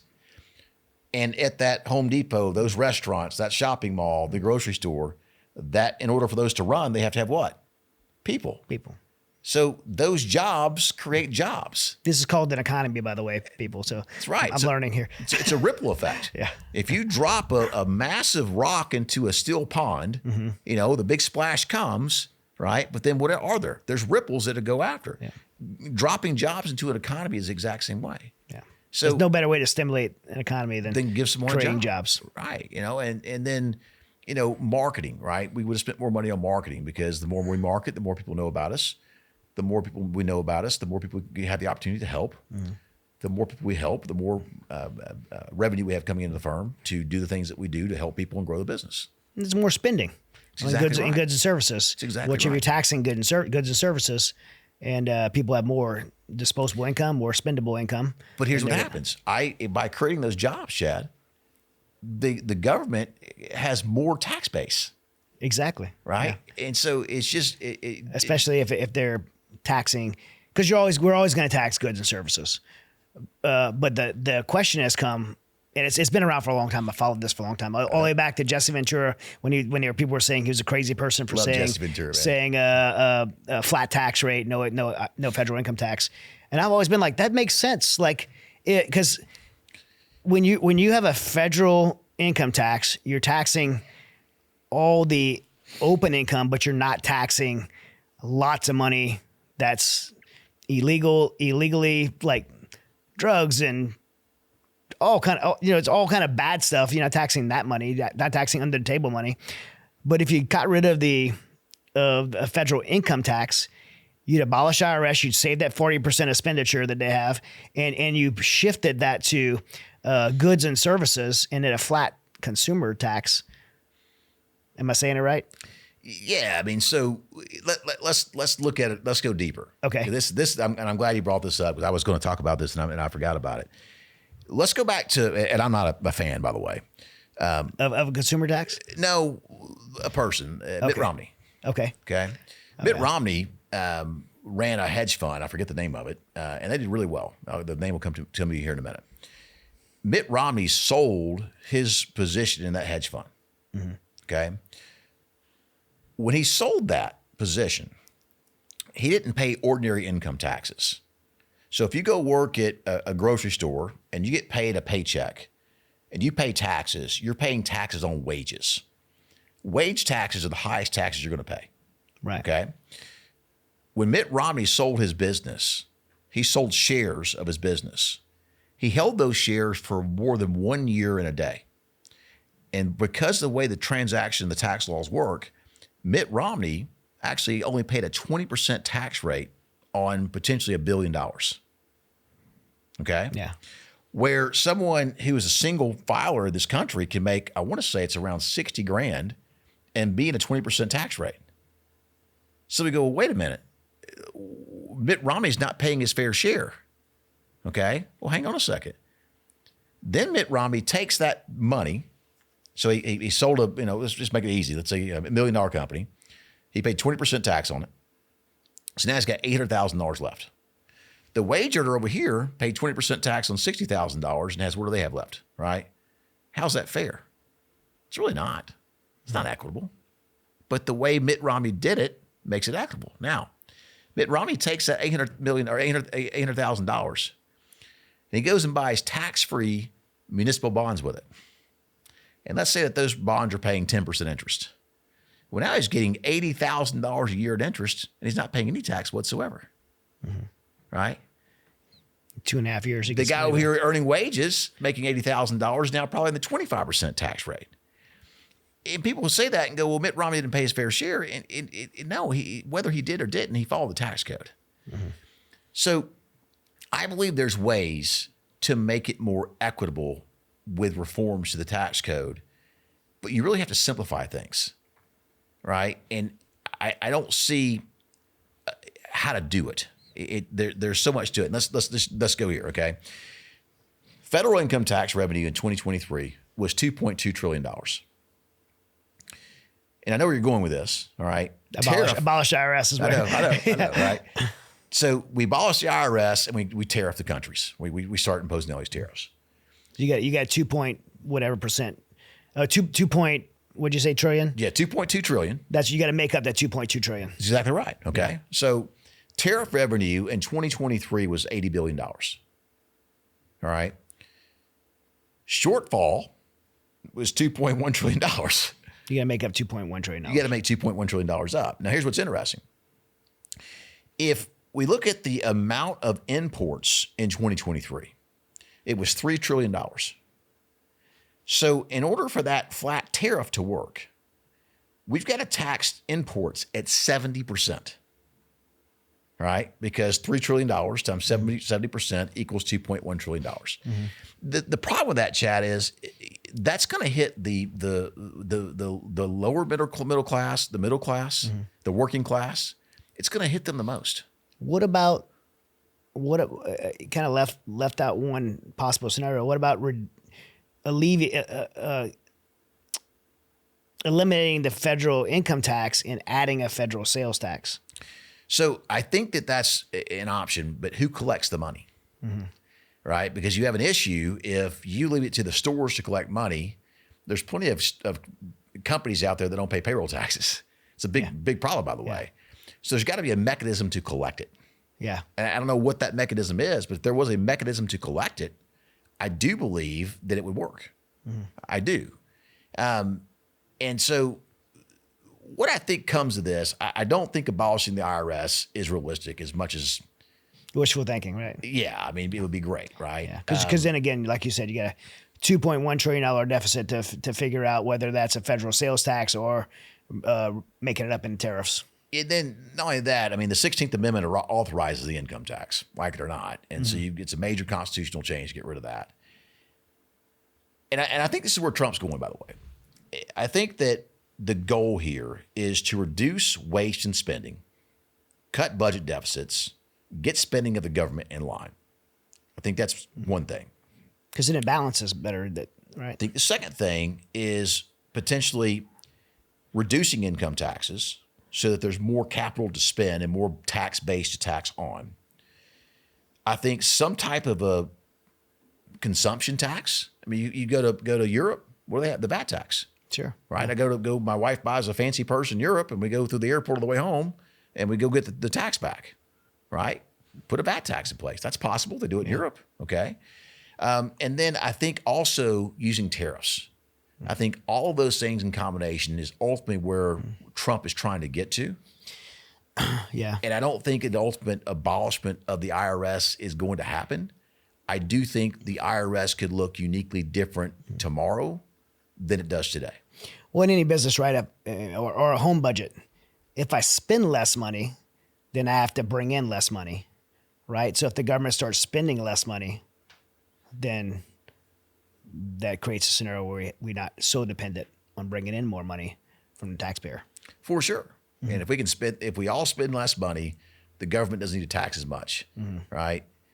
But the reality is where that starts is the government spending less money, right? Which goes back to I'm a big fan of the DOGE. I believe it's the right thing to do. Right. If they cut spending, then they have the freedom and flexibility to reduce taxation. For sure. And we got to cut the debt in the country. It's got to happen. But in order to cut debt, you can't cut debt unless you slow down the spending. Yeah. Because if you're borrowing money to pay the interest on your debt, you can't cut the debt, right? So the spending's got to slow down and stop. And it's going to be all these policies, Chad. They sound great. They sound wonderful, and I truly do hope they come to pass because I do think the country will be in a much better place if they do. But the sustainability behind them has to be in place too. Yeah, it's got to be, and I think a lot of it is sustainable. I mean, if you go buy a Ford F-150, which by the way is the most popular car in America. If that's the most popular car in America, I don't think a value-added tax should be on that. I don't. But if you want to go buy a Range Rover, clearly you can afford an F-150. You could go buy an F-150, but I think there should be some additional taxation on that Range Rover, of some kind that could go to the federal government to help, deal with debt or whatever it is. And if you can afford the Range Rover over the F-150, you're likely a wealthier guy because I think a Range Rover is $100,000, an F-150 could probably $50,000. I don't know exactly, right? Yeah. But again, it goes back to protecting the value of that. Hey, I'm super proud that Smith & Wesson Firearms is a supporter of this show. I have been shooting Smith & Wesson Firearms since I was a kid. This is one of America's most patriotic companies that has been around 170 years. The Resilient Show is honored to partner with Smith & Wesson. I personally use Smith & Wesson Firearms every day for my everyday carry. I keep Smith & Wesson Firearms in my home for my home defense. When I'm out on the range practicing, it is a Smith & Wesson at the end of my grip. So check them out, and I hope you join me in carrying one of America's most iconic firearms. Speaking of cars, segue into tariffs. I know we've talked a little bit about it, but tariffs have been a popular topic with President Trump.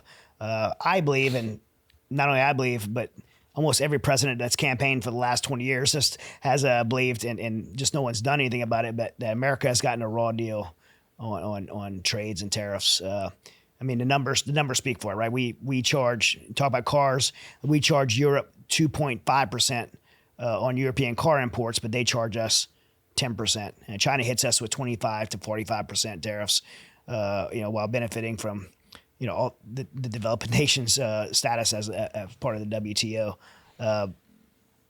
India charges us 100% on Harley Davidsons. That's another example. We have other countries charging us up to 700% in trade, and meanwhile we're doing like an average of 10%. So clearly, like we're in a disproportionate, tariff trade with the rest of the world. And again, every president, Hillary Clinton's talked about it. Barack Obama's talked about it. Clinton's talked about it. George Bush talked about it. But no one's actually stood up and did anything about it until President Trump. And now President Trump stands up and is going to do something about it and try to make it fair for the American people, for the American taxpayer. And he's being labeled as a bully for doing it. Is he being a bully? No. Okay. He's not. Yeah, he's not in any way. He's doing what needs to be done, and no one else has the. And Chad, it's all about votes, right? Right. Trump cannot serve another term unless they do some wacky stuff, which I don't know that I support. By the way, there's some stuff they could do. I think somebody said J.D. Vance could, run and get elected and resign, and Trump be his vice president and becomes president.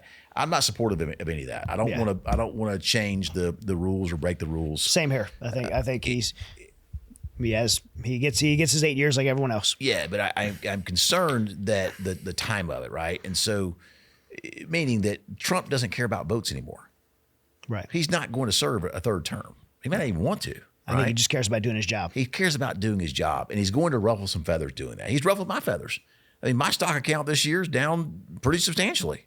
Yeah. But I know, again, going back to the market summary that I did earlier, going back to Kennedy being 170 points on the S&P and being where it is today, I know that over time, my stock positions are good. I believe in the companies that I own, and I know they will recover and be higher, 3, 4, 5 years from now, right? Yeah. Doesn't mean there's going to not be some short-term pain. And so I do believe that these tariffs are fair. They have to happen. I don't think he's being a bully. I think he is standing up for the American people, and he's doing it in a way that he doesn't have to care because he's not going to serve a third term. And he's doing it in a way to where he knows he's going to listen. We're going to make this the way it is. Harley Davidsons cannot be taxed at 100% from going into India if India's goods are not being taxed to us. Yeah. Right. Because if they weren't taxed at 100%, they'd sell a lot more Harleys in India. Harley would sell a lot more Harleys to India. Harley would have a lot more tax revenue to pay the government because it sells a lot more Harleys to India. Mm-hmm. Right. I mean, it's just crazy. And so the trade deficits in this and with the other countries are a huge problem. And Chad, I think too, man, that if you really think about it, the average American, and he's not even asking for reciprocating tariffs, right? He's still giving, like we're still willing to pay more than in a lot of cases. No, I think the tariffs he's asking for are he's messing with China pretty hard. And China's just a whole different animal. I mean, let me go to this for a second. This is the way that China, the unfairness, okay? The first one is forced technology transfer. All right. The practice gives Chinese firms access to American intellectual property without compensation. Your IP has value, okay? Intellectual property theft. They then take that intellectual property, all right, and they use it and they go compete with you in their country to make your product cheaper, and they go sell it somewhere else. Can they sell it in America? They can. Yeah. For sure. They can turn around and sell it to your neighbor. For sure. Yeah. Even though you have a U.S. patent on it. Yeah. For sure they can. Yeah. And there's nothing you can do, right? Go sue them. You go to the Chinese courts and sue them. Yeah. You know what it costs to just go to China? It's not cheap. Just to fly over there is not cheap, right? If they let you in. What are you here for? What's your visa? You're going to have to lie on your visa. I'm here to sue. Industrial subsidies, currency manipulation, restricted market access, dumping of goods where they'll just dump a whole ton of goods in the market to drive the price down because they can make so much more, so much cheaper than everybody else. I mean, it's just mind-boggling. State-owned enterprise, favoritism. I mean, all of these things have to be dealt with because the advantage that these other countries have over us is why so much of our stuff is made in China today. And it's why we import so much stuff from China today. And we've got to get back to where America, it's almost like post-World War II, if you will, where, kind of had an industrial revolution there. We've got to get back to that. And I don't think it happens overnight. I think it takes quite a bit of time. But what does it do? It creates jobs. It strengthens our currency. It strengthens our economies. It makes us less dependent upon people that we send billions of dollars to a year that want to kill us. Right? Yeah. It creates a situation to where we are energy independent. I think there's nothing more important than that, by the way, being energy independent on your own. Yeah. Right? So the upside is huge. It doesn't mean we're not going to experience some downturn. Yeah, for sure. Yeah. Have you read The Art of the Deal? Yeah. A lot of this stuff that President Trump does on the front end, he just overshoots every time and settles where he wanted to be in the first place. Mm-hmm. And that's the art of the deal. And I think you're seeing Mexico concede, Canada concede. You're seeing these other nations starting to concede on these tariffs already. And they're meeting exactly where I think he wanted them to meet. I mean, this is just classic Trump. And I agree with you. What's crazy, again, doing research for this interview, you can't find a lot of good press about what's been done with the countries coming to the table to negotiate deals. Yeah. And they're coming. They're conceding. Coming. They balked back right away, and then quickly they've because they know what's fair is fair, right? I mean, they know. When I go do a lot of speaking, and I know you do a lot of consulting and speaking. When I go speak at corporate events and business thing, one of the things I teach in business, I do a speaking event for corporations, a lot of corporate leadership, and I call it from the battlefield to boardrooms. And I talk about networking and integrity and building favorable relationships that ultimately end in long-term success and goals. And one of the things I talk about is never settle on a deal where you feel like you got over on someone. You never settle with a deal if you feel like you got over someone, because in the long run, based on your networking relationships, you're not going to win. And these countries know that they've been getting over on us for a long time. And I think that's why they're been so quick to concede. I think you're right. And they know they need us. Exactly. They need they need to be in a relationship with us. They can't walk away. What Canada said, we've walked away from a military relationship with the United States. No, you didn't. You're not. No, you didn't. They're not Russia comes across that border. They're our best friend tomorrow. Real quick. And they're a very short distance over there. Yeah. They didn't. Yeah. So right away they balked and talked big game, but they're all already conceding. And this is classic Trump in his art of the deal and getting the deals that the American people elected him and gave him a mandate to do. That's what he's doing. And it is a mandate, by the way. It's an overwhelming mandate. Yeah, for sure. Like you said, the largest in history. Yeah, we tasked him to do that, and he's doing exactly what he was elected to do. You and I think we both sit in the same worldview and ideology of we're conservative, we're patriots. We love our country. We love our freedom. Live our individual liberties. And so we spent the last hour or so talking about a lot of stuff that seems political, but really it's not, because I don't put a R or D or Republican or Democrat or conservative or liberal in any of this stuff. To me, it's it's what's best for America and for the American people. But how about our children? Our children, yeah, right. This future. I got a 5-year-old and a 7-year-old, man, and I want a world that's full of blue skies and rainbows for them. I do too, and I want a safe place, and I think a safe and prosperous place with lots of opportunity. As comes with financial stability, and not just on an individual level, but on a national level. And so that's important to me. And so this stuff, like I said, for those listening, it may seem very political, and I think we got a pretty conservative audience. But even if you're not conservative, this is not politics to me. Well, again, whether you're Democrat, Republican, Libertarian, centrist, Tea Party, whatever you want to call yourself, right? The value of that matters. It does. And there's plenty of people that are on the blue side that are wealthy people. They should care about that because the value of that matters. Plenty of people on the red side that are wealthy people. They should care about that because the value of that matters. Yeah, 100%.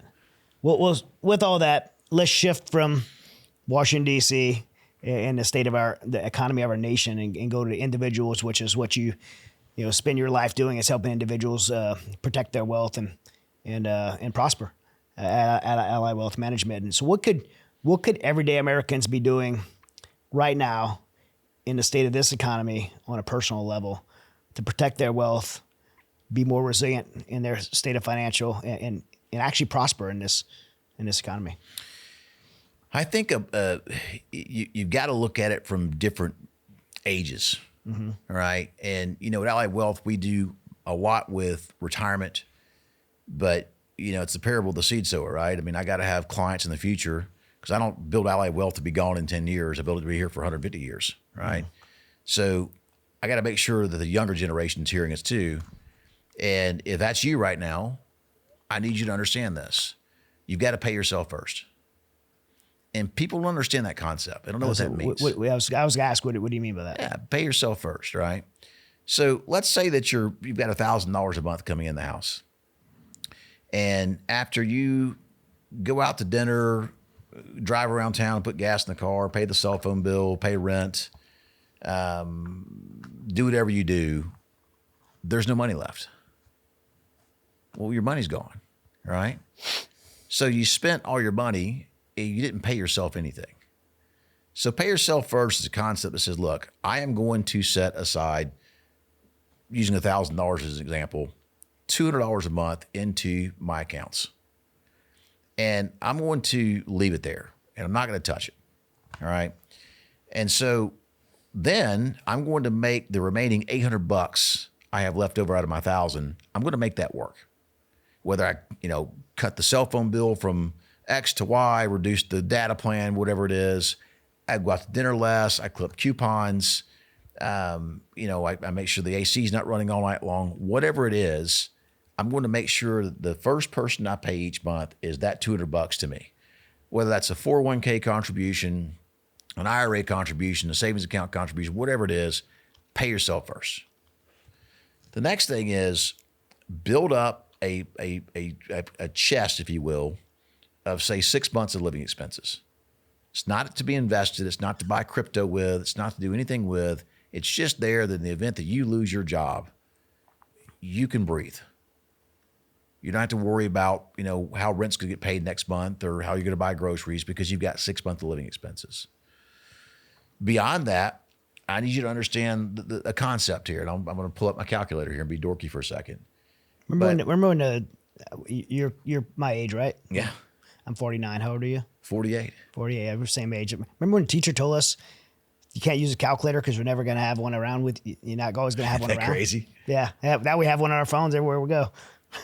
Yeah. So if you're 20 years old today and you start paying yourself $200 a month, growing at a 7% compound annual interest rate, the amount of money you have in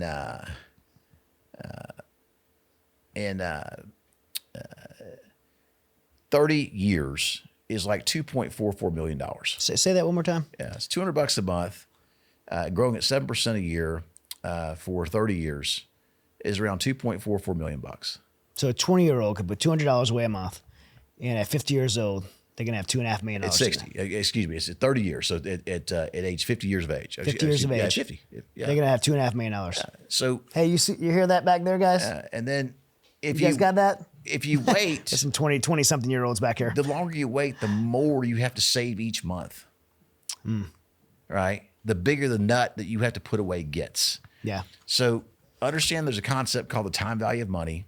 The longer your money works for you, the bigger it becomes, the less you have to save to have a larger pile of money in the future. And that's for the younger people. Let me say this though. That's 7%. That you gave a conservative number. For sure. Because because the money I've put into Allied Wealth, you guys have been doing anywhere from between 15 and 20. Yeah, I can't speak to the exact number, but we're doing better than 7% for sure. Yeah, for sure. Yeah, and Chad, that's important too because that also we got to make sure you're being adequately rewarded for the amount of risk you're taking. Mm-hmm. You have a risk budget, okay? You're 48, you said 49. You're 49, yeah. 49, okay. So, and you're working, you got a lot of great things going on. I know you've got capital outside of what we invest for you.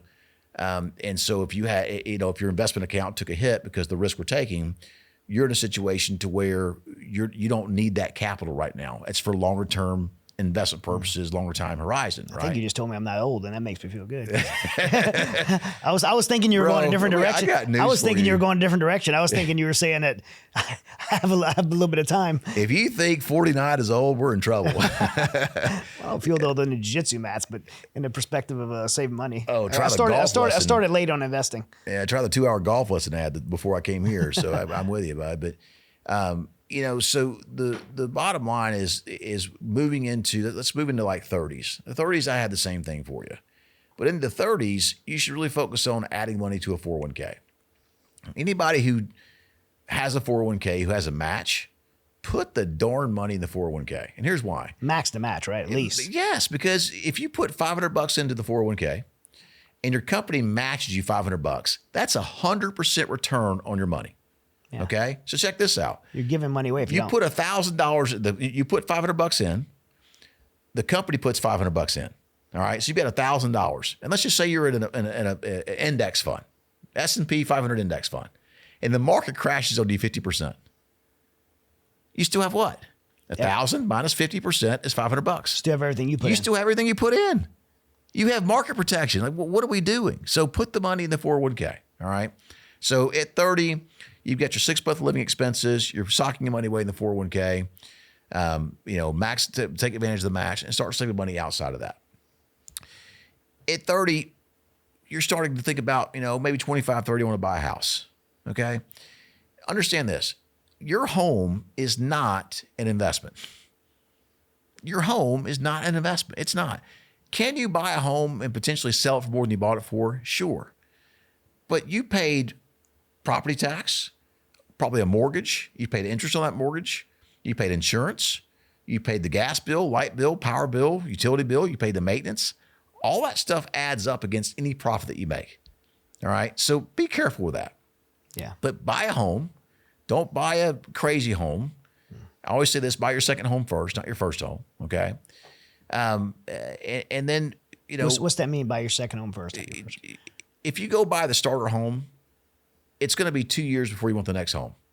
So just go buy the second home first. Okay. And if you can't afford the second home yet, just wait a little while. All right. There's nothing wrong with renting. You know, home ownership is one of these things, it's the American dream. It's not going to make you rich. You're not going to make a ton of money off your home. Yeah. You know, I think that's the delusion that a lot of people have, that real estate's, people look at real estate, and not that you can't get wealthy doing real estate, but on an individual basis and as a homeowner, now, the way you get wealthy in real estate is leverage. You take $100,000 of capital. You don't go buy one home with it. You go buy 10 homes with it. right. And you fill it up with 10 renters. And now you've got 10 renters paying down your debt. You're getting cash flow on top of that. You're getting appreciation. You're getting tax benefits. That's the way you make money in real estate. It's not buying a home. Right. It's just not. And so now we're talking 30, right? Now you move into 40s, still the same thing, saving your money. 50s, still the same thing, saving your money. 60s, everything changes. And I need you to understand something. On the way up, we call it Mount Everest. You're climbing a mountain to get to the point where you can ultimately retire. And retirement, Chad, isn't this sad thing where you go off into the desert and slowly die. It's not what it's about.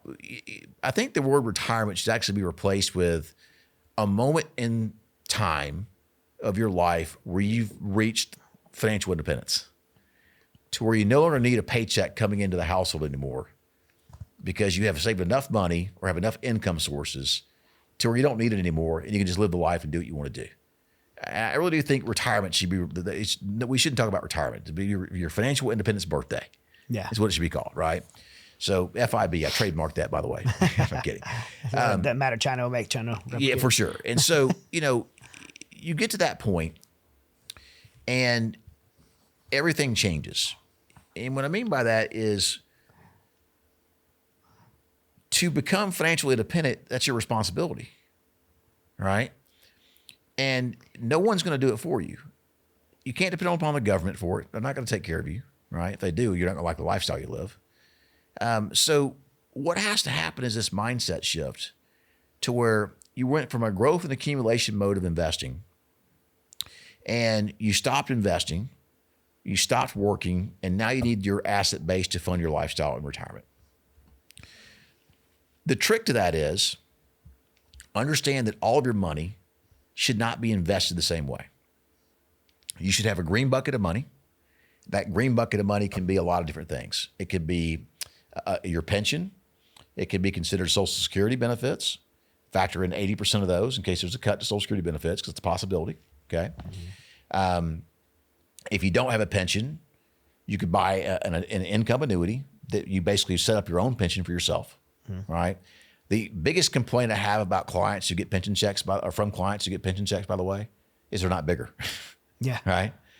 Then you look at, okay, I could buy private credit funds. If you're an accredited investor, have $1 million or more in liquid net worth, you can buy into private credit funds, basically business to business lending. And they're yielding between 8 and 12% right now. And we look at the volatility of those funds based on something called the share price. There's one particular fund I've got at the top of my mind right now. That share price in the last 6 years was issued at $25 a share. It's gone down at about $25.30. It's $24.30, and it's been as high as $25.90. But that includes COVID. It includes 2022. It's pretty darn stable, and it's paid about a 10.24% yield ever since.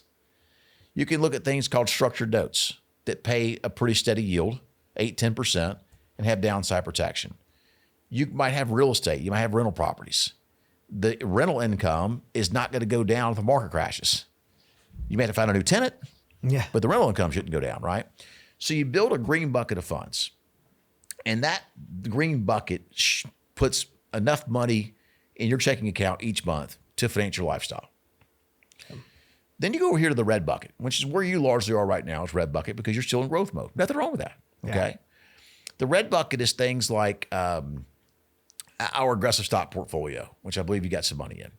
Our sector rotation strategy, very aggressive. We do blend some tactical stuff in there. We have some private equity funds that are aggressive as well.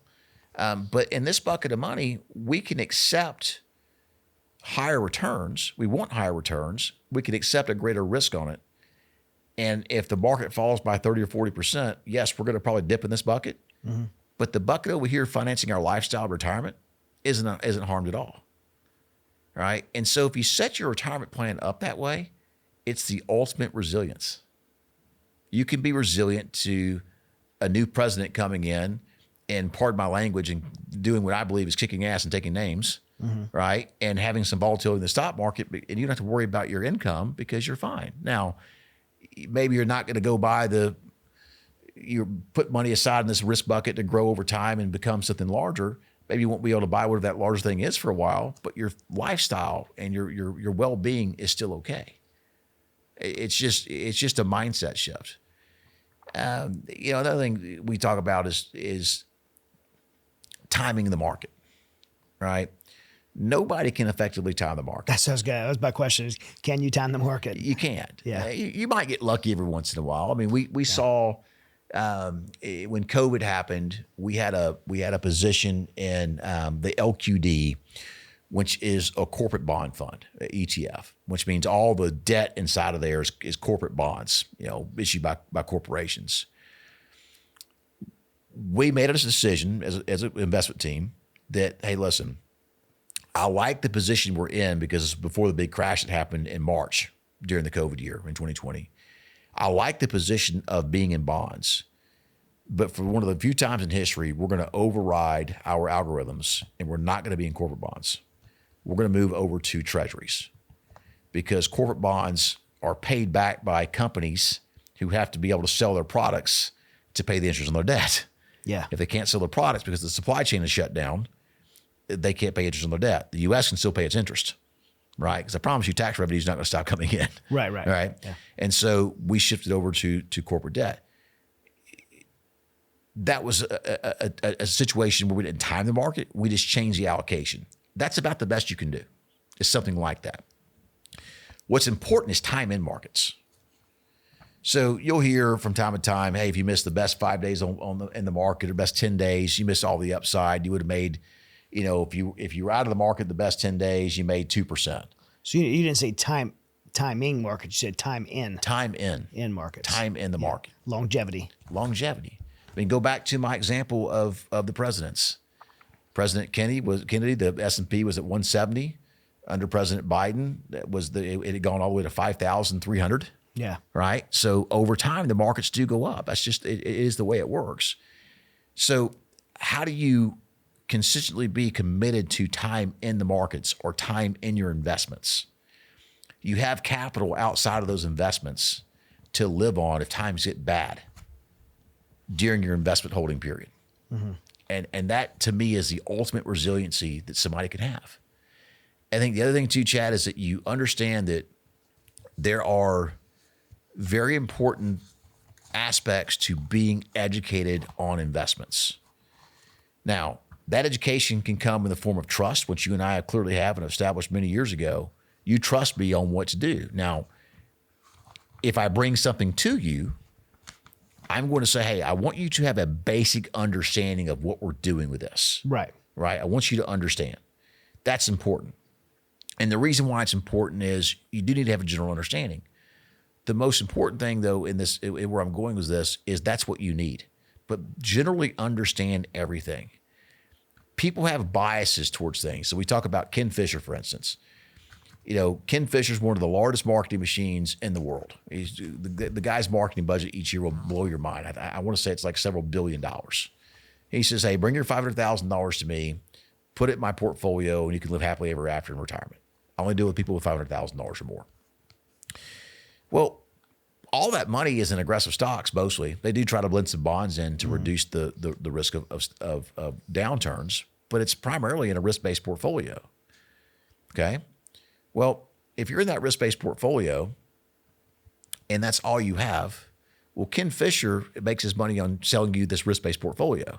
Right. So he's going to hate annuities, right? And then you've got Dave Ramsey, who we're big fans of Dave Ramsey, work with him. He loves index funds. Right. I like index funds too, right? They're safe, right? No, they're not. I mean, if you own the S&P 500 index fund, okay, and the S&P drops 40%, guess what happens? Yeah, you just lost 40%. I think some people can deal with that. Some people can't deal with that, right? It just depends on where you are on the stage. Okay. But you've got to be positioned to be able to weather the storm. And the way you do that is have money outside of your investments that to deal with crisis or something happening outside of your savings account, bank account, wherever it is, that's outside of those investments. So if those investments take a dip, you still have capital to deal with whatever crisis you're dealing with outside away from your investments, if that makes sense. That does. It does. Well, obviously, crypto has been hot. I know you're not huge into crypto on a personal level, but I mean, it's a hot topic, and a lot of people are interested in it. And I think we'd be missing something if we didn't talk about it. I do some crypto, Bitcoin. I do specifically Bitcoin. Mm-hmm. What's your take on? So my take on crypto is an investable asset that's here to stay. Yeah. And I think that it's interesting because crypto is more, for whatever reason, maybe it's the technological aspects of it, it seems to be more geared towards a younger crowd. Yeah. Right. So we had a guy call up the other day at the office. He said, yeah, well, my dad wants to put $50,000 in crypto. I'm like, no, he doesn't. He doesn't. No, he doesn't. You talked him into it. Yeah. That's why he does. Right. Yeah. And the dad's got plenty of money, and the $50,000 is not a big deal. So whatever. Yeah. But I think that's the aspect of it. And I do believe. I hope if he did it 2 weeks ago. Yeah. No, he did it recently after the run up. Okay. That's typically what happens is people, they'll see the dip, right? They won't see the dip. They'll see the dip and see it go down and not want to buy. They'll want to buy when it's high. And so the retail investor buys high and sells low. The institutional investor buys low and sells high. This is important. Let me dive into that for me. Right. So let's say I'm a hedge fund manager. Okay. Rarely do I have all of my capital committed to anything.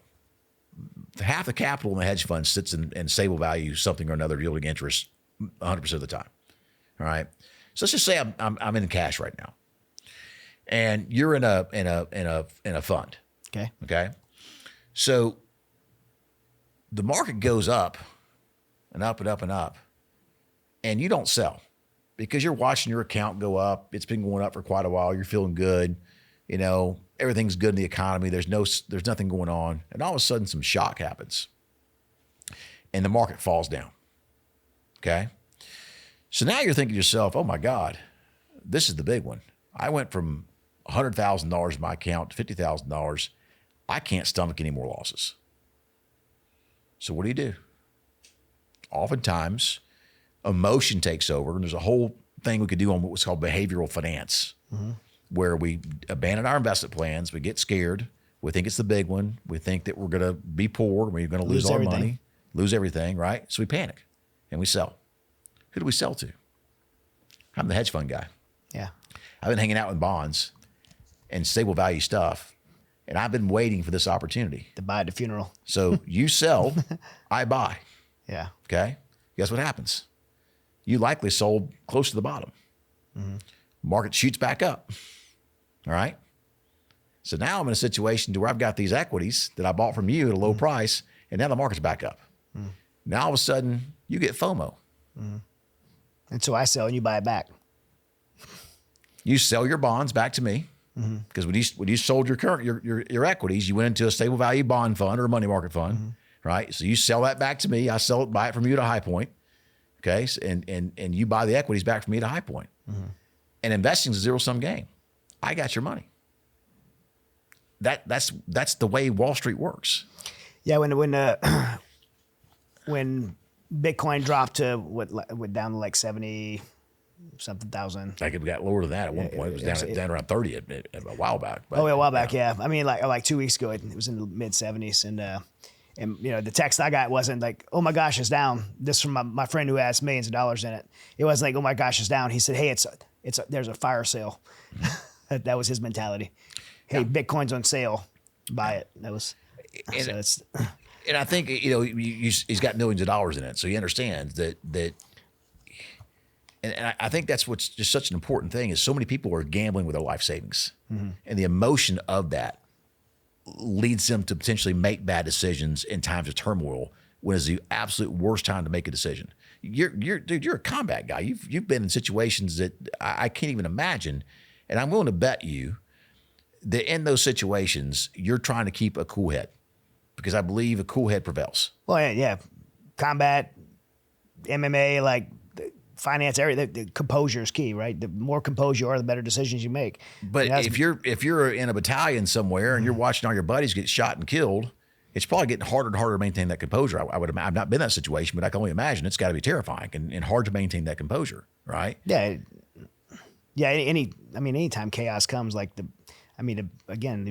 better composure you maintain, the better decisions you're going to make. Before MMA fight, that was always my back, like pre-fight thing is to walk. When I walk out to that cage, I want to be in the most composed mindset I can be in because I'm a performer at a higher level where I feel like even if I'm fighting a guy that's better than me, I feel like I've had more composure than him. I got the advantage.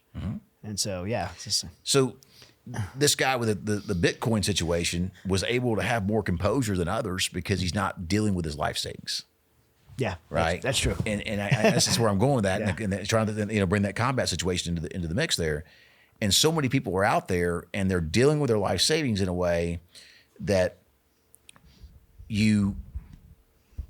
the emotion of it is high, and it creates a situation to where you may make bad decisions, uncomposed decisions. I like that. Yeah, decisions without composure in mind when that happens. And that's why you don't have your life savings wrapped up into one thing like Bitcoin, right? It's exactly right. And there's plenty of these crypto millionaires. They're all young, and good man. I mean, congratulations. But a lot of these guys are also broke now. Right. But going back to it, yet I believe I have a reasonably sized allocation to crypto to Bitcoin. You've got Bitcoin, which is not centrally controlled. It's got the most non-controls in there. You've got Ripple, which is XRP, somewhat controlled by the company. Ether is more controlled by the company. So those are the big three. And I think they're here to stay. I think that they are an investable asset. I think they're a very volatile asset. The volatility will continue. And I think that if you want some exposure to it, they've made it easier to get exposure to it. I think younger people should probably own more than older people. And you can access it by going to Coinbase. You can go directly there. You can also, now there's ETFs out. There's an Ethereum ETF. There's a Bitcoin ETF as well. I don't think all the money's been made in it. I think that Bitcoin probably hits $150,000 a coin probably the next 24 months, maybe 36 months. I could be wrong about that. It's a prediction, not guaranteed. That's a tremendous amount of upside from where it is now. Sure. I think XRP has some certainly, or Ripple has some serious legs.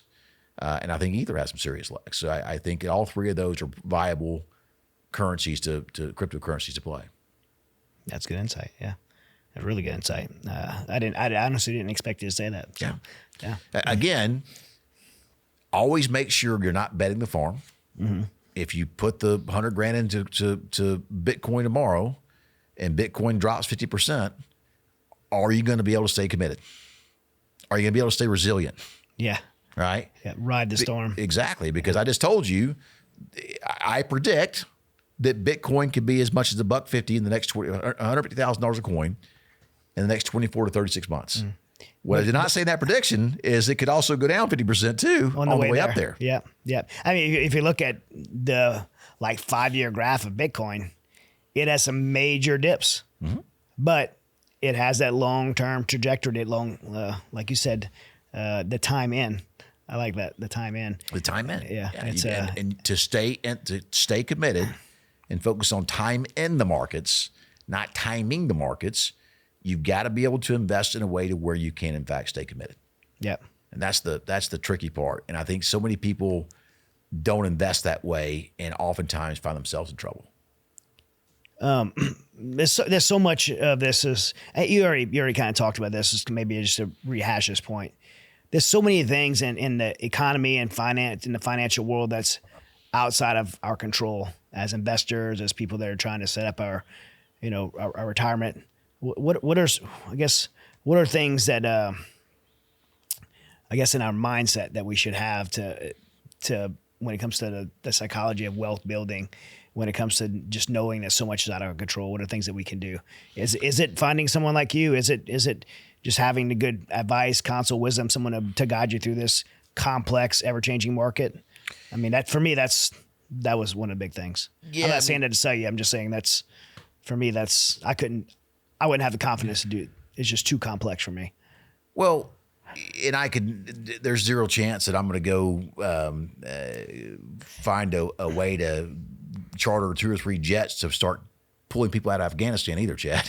Right. Yeah. It's not your space, right? Exactly. And so you find somebody that knows the space well. You find somebody you have confidence in and trust in. And you and I are very fortunate because, I mean, you saw me donate a lot of money to Mighty Oaks prior to. You got to know me as a person. And, every single time I ever told you I was going to do something, I did it.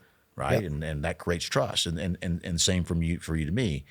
I mean, also, I don't want to put your business out there, but if I'm going to get financial advice, when I'm friends with someone and they go buy a jet, I'm like, I probably could trust this financial advice. You just bought a jet. Now you're embarrassing me a little bit, but so I did. I used Section 179, by the way, got tax depreciation on it, 100% depreciation. So it's I did, but it's one of those things where I actually need it. I mean, we have a TV show in Phoenix. I go to Phoenix all the time, studio wise. My family and I travel often. I'm very big on. I don't want to be somebody who waited until I'm 65 to have my financial independence birthday. I want to do it earlier in life. I'm 48 years old. My kids are 5 and 7. I want to be able to enjoy life. And I'm also a very accomplished pilot. In my prior years, I went to flight school. The terrorist attacks and 9/11 derailed my aviation career because, as the World Trade Centers crumbled, so did the aviation business. And I made some changes in life and got in a position to where I kept up with aviation. And I still enjoy doing it. So it's just been a dream of mine my whole life. And so I did it. So thanks for saying that. But, our friend Van, he bought his first jet last week. Did he? Yeah. And I lit it on fire and burned it down the same day.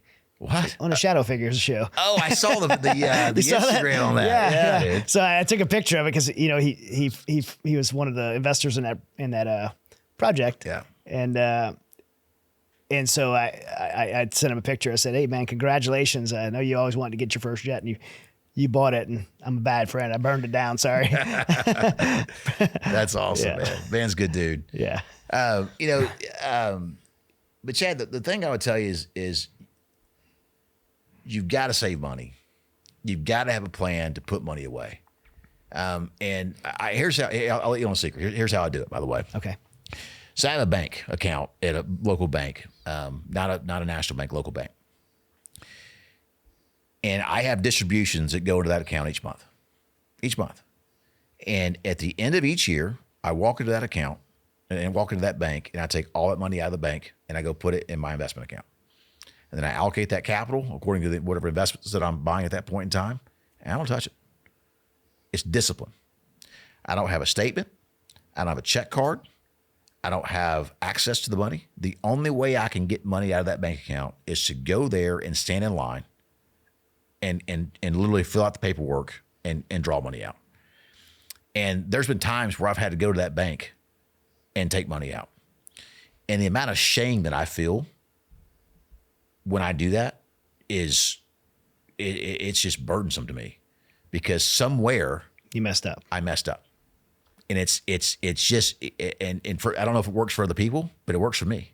You feel it. It's not easy. It's not easy. No. And I hate it. And and we've had to do it. I mean, we things happen. I own several businesses, right? And Callie calls me up, says, "Babe, you've got to go to the bank."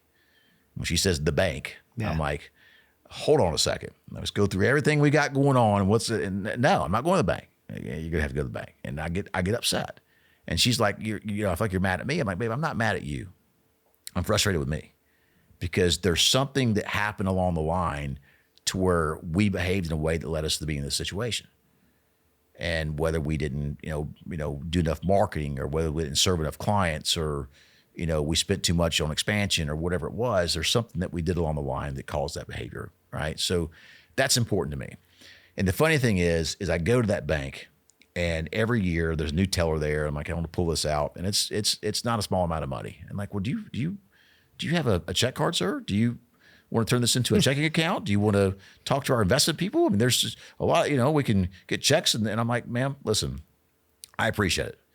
I'm a financial advisor, and I tell them a story, and they're like, wow, I've never heard of doing that. I'm like, you should do the same thing. So that's for me. The bottom line is you've got to save some money. You've got to do it. Nobody's going to get, the money's not going to fall out of the sky and hit you on the head. And you've got to start putting some money away. However you do it. All right. Then once you've got it done, engage somebody that you can communicate effectively with. Also, when you go find somebody to work with, you got to understand this. I cannot control the stock markets. I can't. I know that from when President Kennedy was in office, the stock market was at 170. I know when Biden left office, it was at 5,300. 170 is 5,300 is a lot more than 170. I know that over time the markets will go up. All right. And then, work with somebody who's fee-based. It's important. Make sure that they don't have control of your money, in the sense that make sure that you're working with a custodian like a Charles Schwab or Fidelity. There's a few other ones out there that you can work with. And understand that your investments are not a checkbook. It's not your checking account. Don't put money in your investment account that you need next month. Keep that outside. And then whatever investments you have, segregate it into buckets. This is your 1 to 3 year money, 3 to 5 year money, 5 to 7 year money, 10 year money, 20 year money, and invest that money accordingly. And understand that it takes time. When you mentioned like Charles Schwab, Morgan Stanley, those companies, is that the same category as Allied Wealth Management? Yeah. So I would say from an advisory standpoint, we're certainly on par with those companies. If you go talk with a Fidelity advisor, Charles Schwab advisor, we actually are better in the sense that we have more flexibility and we're independent. So I can offer a client whatever they want to do. Right. And oftentimes have some pretty cool stuff that Schwab can't offer them. I think the important the factor is that not discriminates, but differentiates is Fidelity hires advisors, and Fidelity will have those advisors churn in and out of Fidelity. They might go to different places, whatever. Right. So having a long-term relationship with an advisor at Fidelity is not going to happen. Schwab would be the same way. Now, where we use a Fidelity and a Schwab is this. Fidelity and Schwab custody our clients' assets. So, for instance, your accounts with us, they're not in Allied Wealth's control or name. Your account's at Schwab. It's in your account. It's in your name. It's your money, right? You log online to check out how your accounts are doing. You log on to Schwab's website, right? The only thing I can do is allocate capital in your account, buy or sell this stock or bond or this private equity fund or whatever we're doing. That's what I can do. That's important because we all remember Bernie Madoff, right? Bernie Madoff was able to con people the way he did because he had direct control of their money. Okay. All right. So the way you look at it is Schwab or Fidelity sits between you and I and kind of acts as a policeman and a guardian in the relationship to make sure that some unscrupulous financial advisors out there are not stealing your money. Yeah. Now, and there are stories out there, Chad. We hear it all the time. This advisor did this advisor did that. But 9 times out of 10, the client didn't put the money at Fidelity or Schwab. They put it in some direct control of someone else. And that's a detriment to people because it keeps people from investing. They get concerned, they get scared, and it's important to understand those controls are in place to help protect you. And if things are done the right way, if your 401k check comes out of your 401k plan and goes to Schwab, there's a strong chance, you're very strong. I'm going to say 99.9% chance that your money is not going to get stolen from you or ripped off from you by some unscrupulous financial advisor. Yeah.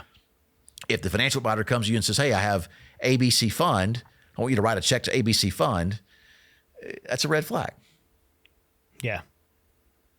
What I mean, I want to make sure that because I believe in you and believe in what you guys are doing at Allied Wealth so much, I want to make sure that I promote Ally Wealth every episode of the show, but I don't have you on every episode of the show. People listen to the show from all over the world. You're here located in Texas and in Arizona, but is there any benefit, or I guess not benefit? Is there any benefit to someone's financial advisor being local? Can anyone from around the world be part of Ally Wealth? Yeah, anyone, anywhere can be part of Allied Wealth. And I think with the, and this is another reason why we have the airplane too, is that I have plenty of clients that started out in Texas and moved to other places, and I fly to see them from time to time and go connect with them for sure. But with COVID, the connectivity that the world got brought together with Zoom was amazing, right? And a lot of people are old school. They want to see somebody eye to eye, belly to belly, and that's fine. People are like that, and we can serve you in that capacity too. But we work with clients all over the country, Chad. Yeah. I mean, I've got clients that are in LA right now. I'm thinking about Tom, great human being, by the way. And I've met Tom and over Zoom several times. They check us out. They hear, we got a lot of third-party credibility. It's not just Ryan Wheless saying Ally Wealth's a good company. It's a lot of people. I mean, go look at our Google reviews, right? We've got phenomenal Google reviews. I've got people like you supporting us. And the connectivity is easily done via Zoom. And the cool thing about that is that, I've got clients that live in Sugar Land. They don't want to drive up to the Woodlands. That's an hour and a half drive from where we are, right? Well, let's connect over Zoom.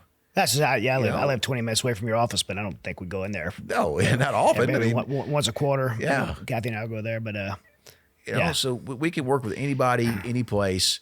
The way we typically do it is, we're very process oriented. So we're going to connect somebody with one of our client success people and just kind of find out what they're trying to accomplish and find out if we're a fit to work with each other. Yeah. Take you through our process. Like, how do we do it? What do we do? How do we do things? And then once we figure out that we're a fit, we'll pair you with a financial advisor. And remember, I've got financial advisors that specialize in high net worth. I've got financial advisors that specialize in middle class, working class, and folks that don't have a ton of money trying to get their start, because woe be unto us if we don't help those people too, right? And then our process from there is, kind of figuring out what you're trying to accomplish, what you're about, what resources do you have to work with, and then how do we take those resources and put them in a plan that has resilience and can weather the downturns of the market, still provides you income, and ultimately, Chad, allow you to go out into the world and live a life of abundance. Yeah. And not scarcity. Yeah, we started off talking about that. There's, for some reason, there's this negativity and on people that have wealth, and I mean, I just don't get it right now. I mean, you're hearing it more and more in this kind of current culture. But man, we should strive for success. We should strive for to be better and then you put yourself in a position to do good with it. I mean, for me, the more successfully, and I've lived most of my life. I grew up extremely poor and grew up in just extreme poverty. And for the most of my adult life, I lived paycheck to paycheck because I've chosen jobs that didn't pay well because I loved my jobs. And so finally be in a position to where I'm actually have some personal success and financial success and wealth. And man, I've always had a heart to serve, and I've served in other ways, but now I'm able to serve and help in a philanthropic way, which is amazing. And we just did a rebrand at Allied Wealth of the whole company, and this people came in, and I got Matt Stevenson has been on my team for 14 years, and Matt Stevenson came in the front desk and sat down, and I gave him I teased him. I'm like, bro, I was trying to hire an attractive receptionist here, and you come in this position, you're not a very attractive receptionist. What's going on? And gave him a hard time. And 14 years later, he's with me still. And, just watching where he came from to who he has evolved into, lives in a beautiful home. He drives nice cars. He's got money in the bank. He's got a beautiful family. But more importantly than all that, he has helped so many people retire well, and he cares. right? But you have great staff. His success, Chad, is that's what drives me. It's no longer, and I'm not saying I've got so much money that I don't need to worry about money anymore. I still do, but by all means, but it no longer drives me. And that's when my success just took off, is when I realized that. Justin, another guy at the office, just great human being, worked for his dad. Dad, wildly successful individual in the oil field business. But they were butting heads, and Justin is in line to inherit this great company. But he felt like if he kept doing what he was doing, he was going to lose a relationship with his dad. And he'd be damned if he inherits a bunch of money and not have a relationship with his dad, right? Yeah. So he comes to me and says, "Hey man, we're selling all our stuff and driving to Canada in my Sprinter van." I'm like, "I've known this kid since he was 13 years old." I'm like, "What? You're doing what?" So he comes back, and his wife comes to work with us. She's a CFP on the team. And then he wanted to come work with me. I'm like, "Well, I wanted your wife, not you." But, since then, I've taught him the business. He's been with me for about, I want to say, pushing 7 years now, and has grown into a world-class financial advisor. We talked about buying your second home first. He did, and we talk about his investment accounts and what he saved and all this kind of stuff, and, doing really well. April Bennett on my team, another one, just... That's who I work with. Yeah, I know. April is just... She's sharp. Man. She is sharp as could be. She's a powerhouse. But, last year, April made more money than she's ever made in her entire life by a mile. Yeah. And she came to me and told me, "I'd never thought in a million years that I would be able to do this." And the cool thing is, Chad, is that she made that money helping people. And if I were to go survey her clients and go ask them, what is it like to work with April Bennett? Oh, she's awesome. They're going to be, "Oh my God, this is the most amazing thing in the world," right? I want to be careful how I say this, because I don't want to insult anyone, especially young people. But in the financial advising industry, you get a lot of young people like straight out of college that and they get hired as a job as a financial advisor in a lot of these companies, like these big kind of mega chain financial advising companies, and they probably don't even have a checking account, and they're trying to do a financial advising. And I've kind of stayed away from it because of that.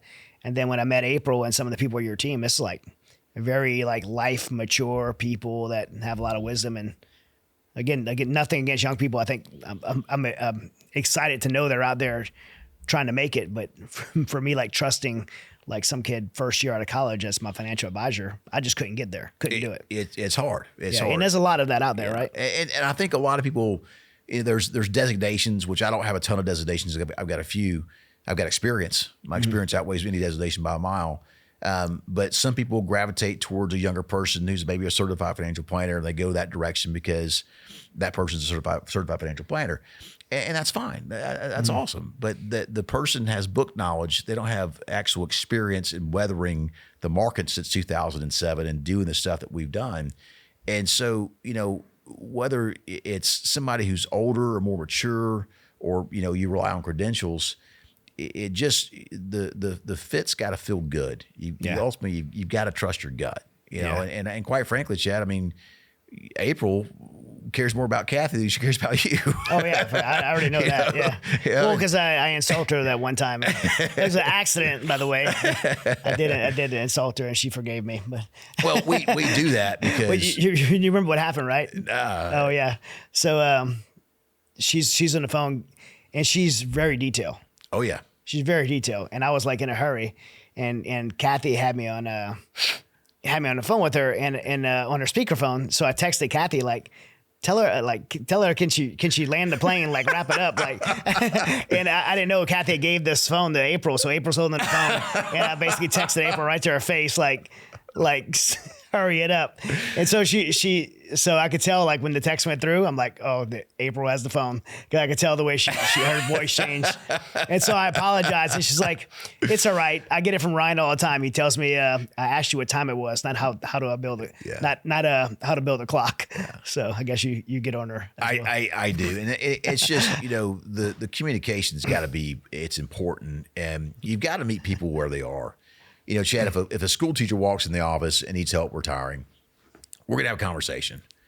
If the guy who built the one of these, massive oil rigs that are out in the Gulf and he engineered the thing.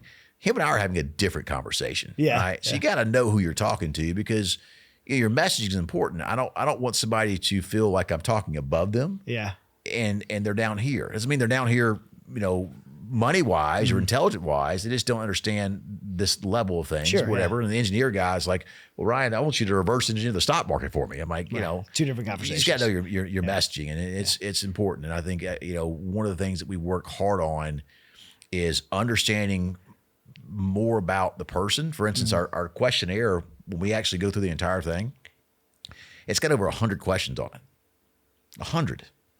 I mean, to take you through this entire thing, it's a lot, right? And people go, well, you're asking me a lot of questions. I'm like, well, it's important we get this right. We want to understand you, right? And so we may go through 100 questions with some people. We may go through 25 or 50 with others. What we're trying to do in that moment is determine your personality type and determine how you best receive information. And if I find that out, the messaging I can give you and the understanding that you'll have of your finances and your plan and your investments, it just goes through the roof. And the reason why we do that, Chad, is that's confidence. Yeah. Right. But I say April's profiled Kathy, and they both like to talk a lot. Yeah. Nah, if April's listening, I'm totally kidding. I love her. She's awesome. She is awesome. She's been a great job for us. She's awesome. She goes to Switzerland on Monday, her first international trip out of overseas. Nice. Yeah. She earned that trip last year. So that's pretty awesome. Well, we'll put it in the show notes, but if any of our listeners want to, reach out to Allied Wealth Management and get plugged in, where do they go? Well, the first thing we got to do is address why I took my shoe off. Yeah. Why did you take your shoe off? Man, I was out wake surfing several years ago, and I broke my foot. And the top of my foot, I've got a Liz Frank fracture, and I've got metal plates and screws, and that shoe's hurting my foot. So I took it off. And I've got cool alligator surf socks on. Those are cool socks. That brand of socks. Stance. They're comfortable socks. By the way, so my coat is made by Big Creeps down in Houston, the custom suit maker. And yours is... this is Brothers Tailors out in Phoenix, Arizona. Peter Zistis is the monger there, and the guy does a great job.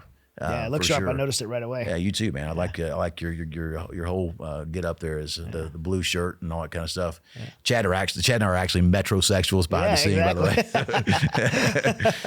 But anyway, man. So it's easy to connect with us. We make it easy. We have our YouTube channel, On the Money. Just go to On the Money. Go to YouTube. Type in On the Money Allied. I didn't realize when I named the YouTube channel On the Money that there's a ton of On the Monies out there. So you got to type in On the Money Allied Wealth or On the Money Ryan Wheless. It'll come up. 200 videos there, adding stuff all the time. And you have a new podcast coming out. Got a new podcast called Redefine Retirement. We're launching that in a big way here, probably the next 60 days-ish. So keep an eye out for that. That podcast is really cool because what we're trying to do is go out and talk to, not just hear it from me, but experts. And it's like I've had competitors of mine on my podcast. And people are like, why are you doing that? I mean, because this guy's a good advisor. He's got good stuff to say, or she's got good stuff to say, and I want the people that come to my podcast to get value. Right? I'm not trying to sell them something. I'm trying to get them educated and get them schooled up and get value out of what we're doing here. Otherwise, there's no point in doing it. Yeah. Then we have radio shows. I've got several that air in Houston, several that air in Austin. TV shows as well. I can't really give you the TV shows because they hop around a lot, but it's called On the Money as well. Our website's alliedwealth.com. And go to alliedwealth.com. If you want to contact us, hit the contact us page. My team will reach out to you. Well, you said you're not trying to sell yourself, but I'll sell you because my job on this show is to help make people resilient. And this audience is, tremendous support to us. I love our audience and everybody tunes in every week. And I want to give them every resource they can to be resilient in their life. And whether that's hearing inspirational stories of combat veterans or overcomers or people who face hardship or getting informed in the area of finance and being able to be more resilient in their financial lives to take care of themselves and their family and their future and retirement, then that's what we want to do. So one resource you could have is a good financial management. And that's I'm sure there's lots of great ones out there. There's probably lots of bad ones out there too. Sure. But Allied Wealth Management, friend Ryan here is one that I could endorse and recommend and do every week because you can take care of me. Well, thank you, brother. Thank you for the friendship. Thank you for the partnership, and I really appreciate being here with you today. Well, I'd tell you about all of our sponsors, but one of them is you.